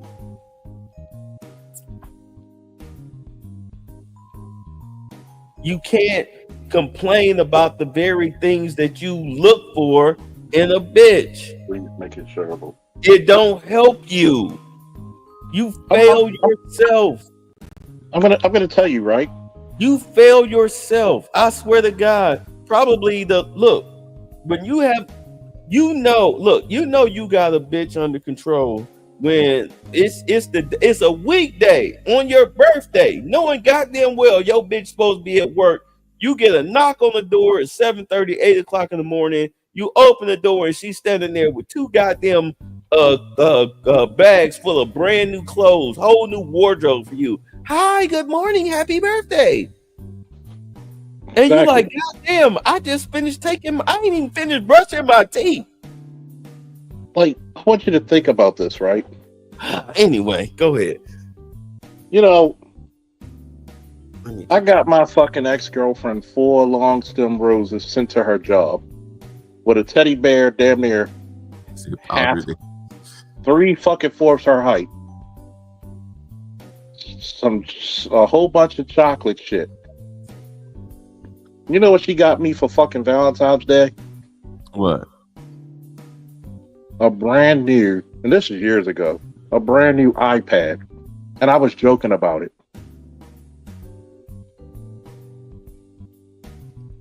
That's called attentive, right? That was from a joke. She was listening. She got you that iPad because you know what? That was her marking her territory. That was a joke. Well, my PlayStation 3 at the time, she got it fixed and put a terabyte in the bitch. The motherfuckers don't understand what that is. You know what? What you know we call those that start with a K. What do we call them type of chicks? Start with a K. Start with a K, ends with an R. Well, one, she's considerate. And a keeper. We call them keepers. Keeper. That's girlfriend material. Working her way up to wife material. But those are keepers. But niggas, shout out to Electrician 480, brother. Whoa! But this is the part where we're gonna get a lot of people in the stream. See, a lot of niggas might look at us being braggadocious. In the chat, y'all are wrong about them qualifiers, but go on. Let me tell you why. Never be concerned about a bitch money. And I'm gonna tell you why. My father always told me this. I don't care if you're married to a woman for 20 years, you pay bills like she doesn't exist. Because a woman's gonna fuck up some money sooner or later. Women are very expensive. Women are expensive. As a man, you're supposed to be looking to minimize your cost. Mm-hmm. You're supposed to be Doge. Let me break down the 5 qualifiers that I look for in a woman before I even say hi to the bitch. And I'm sorry, I don't mean to be. I'm not degrading her when I say bitch. I'm just speaking this is just how men talk, dude. Locker room talk. Number 1, I look for natural hair. I look for natural beauty. That's 2. Number 3, how is she dressed? Is she dressed conservatively or is she out here looking like a whore? Number 4, I check personality. Is she soft and friendly and feminine? Or is she out here acting like a raggedy hoe? And number 5, I check that ring finger. I look for those things immediately. I look for those are the 5 things I check. And then if we're standing in line somewhere or wherever we are, whatever that might be in the vicinity, I'm peeping her. I'm quietly peeping that. I'm watching her demeanor, where what she's laughing about, what she might be interested in, what is because people understand that no matter what you're doing, if you think you're not being watched, you're being watched. Okay, somebody's always paying attention to you every day. If you think nobody's paying attention to you every day. Right. So I'm looking at what she's looking at. And if she seems intent on something, then I'll make a cute little comment, to lighten the mood, to break her tension about what she might be paying attention to. Corny jokes get you in there like swimwear. Exactly, because it's called first impression. Like, wow. And the first thing you say something to a chick that she might find amusing, her first impression of you just off of what you said is, he's a nice guy, he's funny, he's approachable, he's nice. And then within 2.5 seconds, if not sooner than that, they look you from your head to your toe to back to your eyes. They've already, just like you scoped her out in 2.5 seconds, she just scoped you out in 2.5 seconds.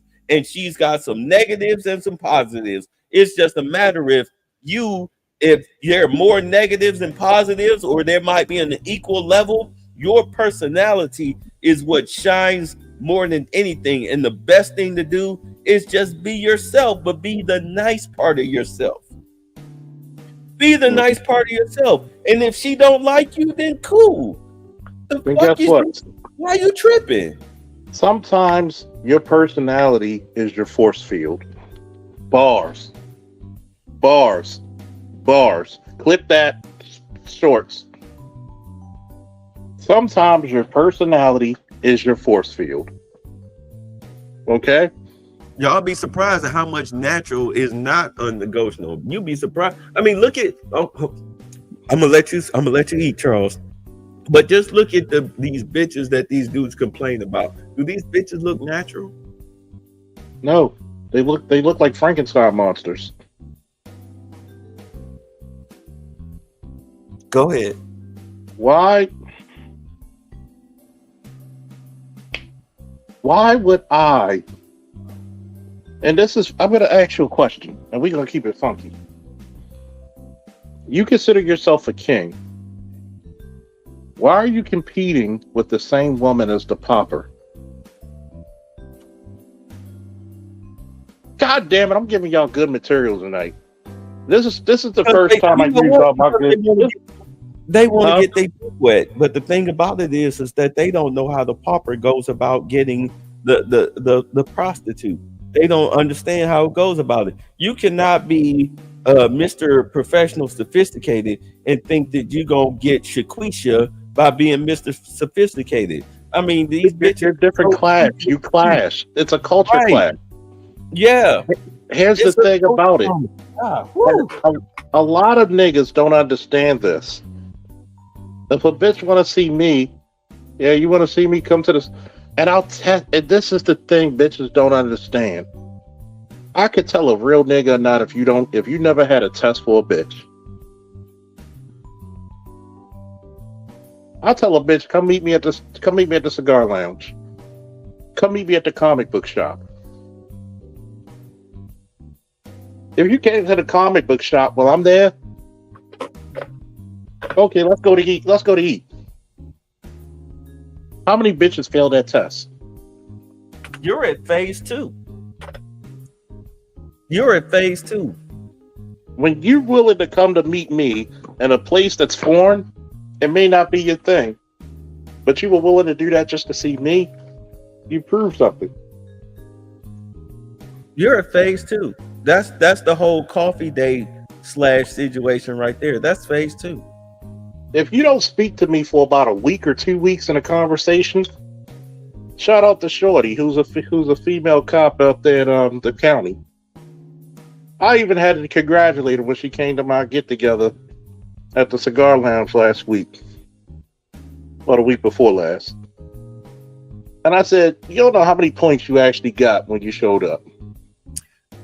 You know what? Think of how, and she's a workaholic. And she came out and she smokes cigars and she drinks cognac. Jibba said, good diction to them is like when I hear Ebonics from them. It's a culture clash. This is the number one thing that makes Jasmine Crockett make me want to punch her in the mouth, because she sounds like the most ghettoest piece of shit. And I understand how I talk to you guys here on YouTube, but when I'm out here in person, when I'm out here in the streets, I am very correct in my diction. I'm very correct in my diction. Hey, how are you? Nice to meet you. Oh yeah, the kumquats look lovely today. Do you understand? I'm very correct in my diction, but if I'm talking to you and you sound like the most 6th grade dropout piece of shit bitch in the history of dropout bitches, I can't fuck with you. I'm immediately turned off. You can't even enunciate properly. I'm going to put it to you this way. A lot of people don't know this. Me and Bay were destined to know each other. No, not allegedly. I literally want to punch that chick in the mouth. me and Bay are wearing the same areas and never knew it. What is it now? 30 years ago? Yeah. We were in the fucking the Million Man March, and by the way, it was more than a million men there. Don't let them fucking press undersell black men. For the record, I never went to the Million Man March because I was busy filling up U-Haul boxes of video and audio tapes and books.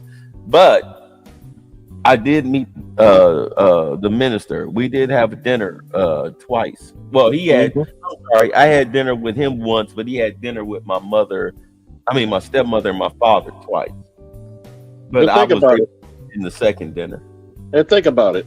A lot of this conscious culture, especially on the East and West Coast, would have never been known if it wasn't for you and your dad. So when people say that, I even had to, like, BGS, no. And we got nothing but love for BGS, but I had to disagree with BGS. Like, he's not a civilian. No, we all know that. There's a lot of shit that him and his dad put in the breaks. So for all these people who think I'm a drone, here's a special power for grown men. I can disagree with you and still love the fuck out of you. Is that something that grown men can do, babe? Yeah, because we're very compartmental. We can compartmentalize our situations, and as far as that whole thing, I've so moved past it. But exactly, and this is the part where it was what it was. It was just a disagreement. It's old news. It was over. I have no idea what. I mean, I have not. And it doesn't matter. And that's the best thing about it. It doesn't matter. We're over it. And this is the part where I talk about it. It's like, look, experienced men know other experienced men. When my godson said his girlfriend was his responsibility, when I said, yo, I gave her 5 months and she ain't found a gig, she ain't clean up without nobody telling her, she got to go back to her mother and get retrained. You know what he did? He found a fucking apartment for her to stay in. Him and her stay in. Of course, I had to sign on and be like, hey, he lived with me and he's this, that, and the fourth, and he did this. See, in his mind, at first, he thought I had something against her. But guess what he didn't realize 2 weeks prior to that? You fucked her? No. No. He asked me, when you going to show me real lessons in masculinity? I said, nigga, are you sure? Are you sure? Because real masculinity is about making hard choices and sticking with them. You said she's your responsibility, my nigga, right? Prove it. The hardest thing you'll go through in a relationship is living with the opposite sex. Especially if you're young. Because it is such an adjust. You know what? Look. Once you get, I'm okay. I'm gonna say this right quick, and you've heard me say this 1,000 times, maybe. But when you go over to a female's house and her place is not clean, especially her kitchen and her bathroom, her refrigerator is filled with the dough containers, as is her trash can, her sink is full of dishes or whatnot. Her bedroom looks. I can give you a bedroom a pass, especially if you didn't know I was coming over. This is a spur of the moment situation. I'll give you a pass on, maybe your bedroom or something like that. But if this is a constant thing where I can't even take my shoes off, I'm worried about creepy crawlies getting in my clothes or something like that, I'm sorry, we're done. We're done. What do you mean you don't have basic? I was 22 years old on my own, and I had a living room set and a bedroom set. Okay, even the cheap little Family Dollar, that little bathroom rug, that bath mat type of set and everything, the little toothbrush and soap holder and everything. Even I had that. I even had silverware and dishes and shit because I'm an adult. Understand, when you move out on your own, you're over the age of 25 and your place looks like the fucking ghetto. It looks like some shit that what's the guy Orenthal or whatever up in Memphis when he do them eviction videos? Your shit looks like that, dude. Run. You go over to a chick's house. Let's say it's clean. It smell like lilac and cinnamon and shit. She don't offer you nothing to eat. Run. Do you not get it? Run. There's no excuse for a woman to be nasty and trifling and inhospitable. Do you understand? Okay, you will just there for the night. Wear the condom, nigga. Please wear the condom. That's a nasty bitch. Let me break this down. Let me break this down. And Chris is my witness. Go Let me ahead. break this down. You can't tell me how much of a man you are. So you have a bitch you never fuck come over your house and wash your dishes. Never had sexual intercourse with a chick and she wash your dishes and clean your kitchen. Like I tell niggas all the time. Niggas be like, yo, you ain't like that. I'm like, I don't. When you look at King Charles, does the motherfucker always gotta tell people he's king of fucking of United Kingdom? Before I moved out, when I was getting ready to get my own place, my father told me, he said, let me tell you something. He was like, when you get you a girlfriend, like in your place, I'll tell you right now, a keeper will buy curtains. I mean, that's some whole, keep your panties up and your knees closed and your dress down type of shit. But I was old enough to understand what he meant by that. Like, when you get to a place, a chick will buy curtains. What he means is that a chick will turn a house or an into a apartment, exactly, into a home. She'll make her mark. Those are keepers. I had the chick that I say that got away. We were together for 4 years. I met her outside of my apartment. We started dating off of simply me introducing myself to her by going to I walked out of my apartment, saw this cute little Hispanic chick standing at the bus stop. I said, hey, how you doing? She said, hi. All nice and sweet. I went to this shady fucking corner store that I never went in before because I felt them motherfuckers was Mexican cartel kidnappers. I bought 2 bottled waters, walked back across the street, handed her one while introducing myself. 4 years later, this chick was in my loft demanding that I marry her. Do you understand? I wish I would have. GL, I wish I would have, but at the time you asked me, I was already dealing with somebody else. But the whole point of it was that everything that I'm talking about, I go to her house, it's clean. She came to my apartment, it's clean. You understand? My energy matched hers. This is why we were together for so long. There's only 2 women that I probably should have married. And I never really had true regrets. Anybody? Could have been Sharon, which is Chris's mother, but she remarried, so hey, she fulfilled her destiny again. And she was previously married. Once a wife, always a wife, right? Yeah. And maybe Cherie. Because you know what Cherie appreciates? She appreciates she could cook her ass off too. But she appreciates. She said, well, we both have strong personalities. But guess what she appreciates? She says, it feels so nice to talk to a man. Not a second guesser, but to a man. Yes, you're I did. Funny, you're intelligent.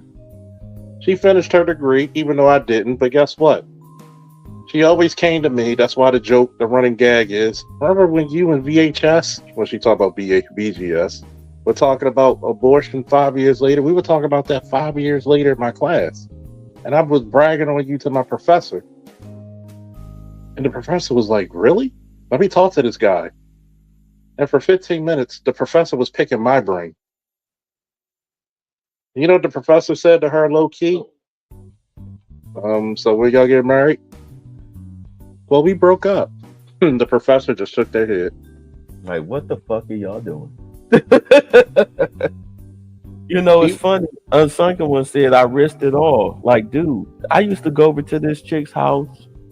She would have either bath water running already made, or like I would come over to her house and dinner would either be ready or almost ready. She would tell me take a shower or take a bath.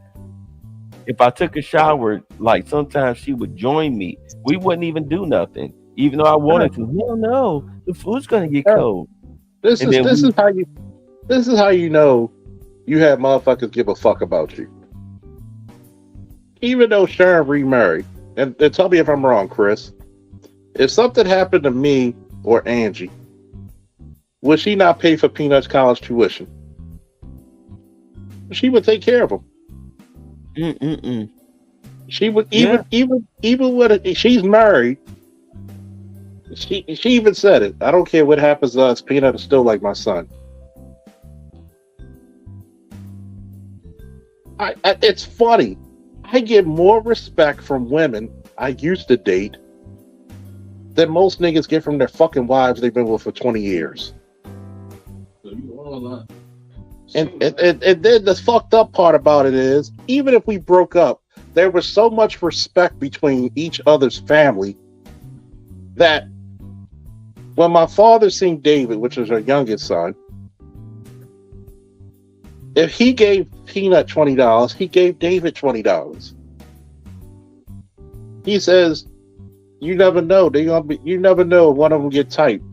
He says, "For all we know, one could be president and the other one could be vice president. For all the fuck we know, you never let two kids who are that close, that young, drift apart."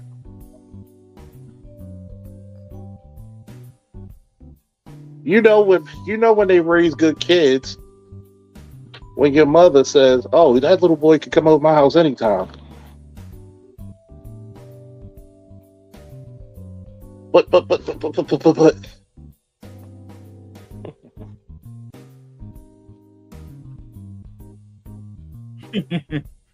Sorry, I'm listening, but I was just thinking about how the rest of that. When I gave her that bottle of water, we wound up spending the next 5 hours together. That was technically our first date because she was going grocery shopping, and I went with her. Me just standing here at the bus stop with her. My father's business partner, Jamaican dude, was just driving by. He stopped. "Hey, where you going? Hey, where you, little babe?" They used to call me little babe. "Where you going?" I looked at her. I was like, "Where are we going?" I was going down to Kroger. Like, we going to Kroger. Hop in. He dropped us off at Kroger. We went grocery shopping for her. Caught the bus on the way back. That was the first time I ever went to her place. Helped her put groceries away. Chilled at her house. Laid up in her bed. And we just watched TV and just talked and got to know each other. And then I went home later that night because she was in walking distance from my apartment. And that was the start of And this is also another thing about being a man. Y'all ready? A man will always admit when he's wrong or when he failed. Put your dick away. Yeah, be a man. Be a responsible person.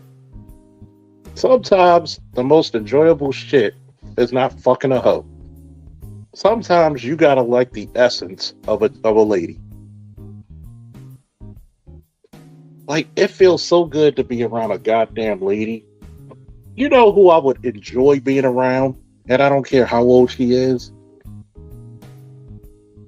Call me crazy, but I would enjoy sitting down with a cup of cognac or wine and just speaking to Felicia Rashad. Does that make sense? Oh, it just fit like what was that? Between two ferns type of situation? Yeah, just picking her brain and just speaking to her. And you just realize it in your brain. They don't make women like you anymore. But wouldn't that be so pleasurable? I think for me it would just be to just like we used to do. I would love to just cuddle up just cuddle up on the couch with the TV noise in the background and just let her just run her mouth about what's on her brain skull while I'm just smelling her hair and just feeling her essence and her energy and that warmth, and just let her talk. I'll think about this. You know how many times I'm just listening to her talk and she get mad at me? Why don't you say anything? Because you hold it court, god damn it.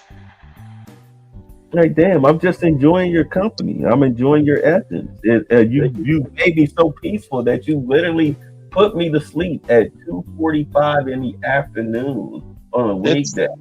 A lot of motherfuckers never experience a woman's essence. Because we know in my channel, and I'm pretty damn sure it's the same for you, there's a difference between a lady, a woman, and a bitch.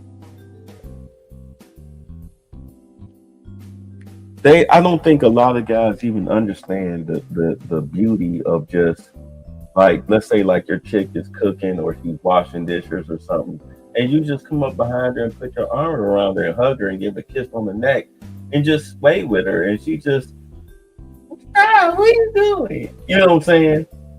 Just enjoying, like you said, just enjoying the essence of her. People don't understand what that feels like anymore.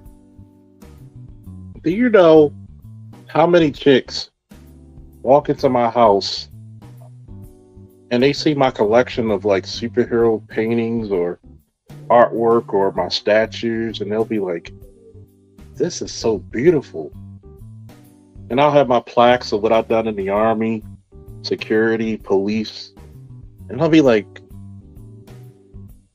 fuck a degree. Look what the fuck did you do? And just to have them admire you. And they'd be like, yo, well, my ex, another ex, Tamika, she invited me out for drinks. She paid. I said, I'm broke as shit right now. She's like, I got you, babe. And when another woman tried to talk to me and she tried to insult me, do you be giving him money? They were like, woman, please, this is a man. He's a gentleman. The thing is about him, he's a pure gentleman, but he's not going to take your bullshit either. And she was baffled, dumbfounded. Your beauty has no sway for me. Been there, done that. What happens when you talk to a man of substance, essence? What happens when you talk to a man of power? I don't think too many guys even know what it's like to just have a woman that just wants to be. She makes the effort to be your presence. When she trying to prove to you that she can cook, it feels good to walk into a woman's house and she says, "Take off your shoes." Oh yeah, I just cleaned up. That was a must. When I would go over to her house, I take my shoes off. You take my coat, hang it up in the closet and everything. You know, your bath is ready, or don't get in the shower. Hold on, well, what you making, baby? The royal penis is clean, Your Highness. What you making? Hold on, it smells good in here. I smell some cabbage and some ribs. What you? You know, I had a chick I was just messing with. We weren't even in an official relationship. And when I had my surgery on my foot and my ankle, and for a whole hour she's massaging my foot to bring the swelling down. But this is a chick I wasn't even in a relationship with. Did we fuck? You goddamn right. Because guess what? 2 out of 3 of them legs worked. But I mean, sex is a given, but it's the love that you appreciate. It's the personal attention, the affection. Exactly. It's like my kitten, who's a big ass cat. He's gonna be a big boy when he's finished growing. When I walk in the house and I'm sitting down on the couch, this motherfucker will sniff my arm, lick my arm, smell me, and then lay down right beside me. Because he's just thrilled. And this is just a cat. He's so happy to have a family that gives a fuck about him. That he caught his first body yesterday, killed the fuck out of that mouse. Did he present it? Put it right there on the middle of the floor. Mm-hmm. Just to honor you. A lot of people don't even understand that cat was doing it to honor you. I'm part of your pride. I'm part of your pack. I'm part of your team. I'm part of your family. I killed all intruders. You protect me, I protect you. You didn't have to get me from that shelter and give me a home. I'm appreciative of you. I love you. Let me show you my love. Why do you think men go through the show and women you have to tell? When a woman goes against her essence and tell you and show you her love, that speaks volumes. but y'all, slippers of war. You know what? There were times a chick bought slippers for me just to wear to her house. Yeah. I like when I've had a couple of girls, they walk around, because I'm a house shoe guy. They walking around in my house shoes because they're whatever, but they're walking around in my house shoes. Of course, they always gonna wear your t-shirt or whatnot, but when they walk around in your house shoes, I mean, women are very particular when it comes to their feet. Mm-hmm. When they walking around in your house shoes and shit, that's a comfort level that you will. I mean, damn, that's almost like sharing toothbrushes without sharing toothbrushes. When she's walking in your fucking hoodie, there are some hoodies that they never gave back because they never even washed. Fuck that! I want my shit back. 90% of it I got back, but when she just wearing a hoodie because she just loves your scent, that pheromone shit is very powerful, my niggas. You think y'all lucky I don't do my Braun Wills? Why do you think a lot of shit that Braun Wills talk about? Oh, this nigga talking the truth. Because a lot of niggas don't even know what the fuck he's talking about. What did Socrates say? It's a shame that the man never knew the limits of his physical prowess and knew what true strength was. A lot of young men never even went to the gym to test how strong he can be, to see if he could develop and cultivate that shit. It's the same way about a woman's love for you. You know why I took my hoodies back? I always took my hoodies back, and I didn't like when chicks wore baggy hoodies because I know that she didn't buy that shit. You wearing memories of an ex. No, fuck that. Give that nigga back his shit. Mm-hmm. Give him back. You ain't gonna wear no other nigga's hoodie around me. You got Give it back. And I'm gonna tell you why this, right? A lot of niggas never thought of this equation. When a man tries to get back on a woman, it's because he missed a beautiful thing he had. When a woman tries to get back with a man, it's because she failed to replace the man in you. Clip that shit is bars. It's bars. Every little memento that you might take that might remind you of him, you better put that shit in a lockbox somewhere. I don't want to see it. Yeah, I don't want to see it. That's another reason why, don't, and I've told chicks once we decide to get serious, I was like, look, I'll never introduce you to an ex-girlfriend or anybody I fuck, and I don't want you to do that to me. Because I'll be damned if you tunnel buddy me. I'll be goddamn. Don't do it. Don't do it. If we out and about and some chick say, "Hey, how you doing?" You know what I'm saying? And I brush her off. Yeah, what's up? Oh, yeah, this is my girlfriend. And I don't. really be trying to break my neck to introduce her to you, it's because I fuck that bitch. And I'll be damned if I rub that in your face. How come you didn't introduce me? That's my ex. Oh. Yeah. Oh, leave it alone. I don't want to talk about her. I'm with you. If she was so important, you would be here. You know what I'm saying? Like, you know, chicks, if you got a mature chick, she'll understand that. And she'll give you the same courtesy.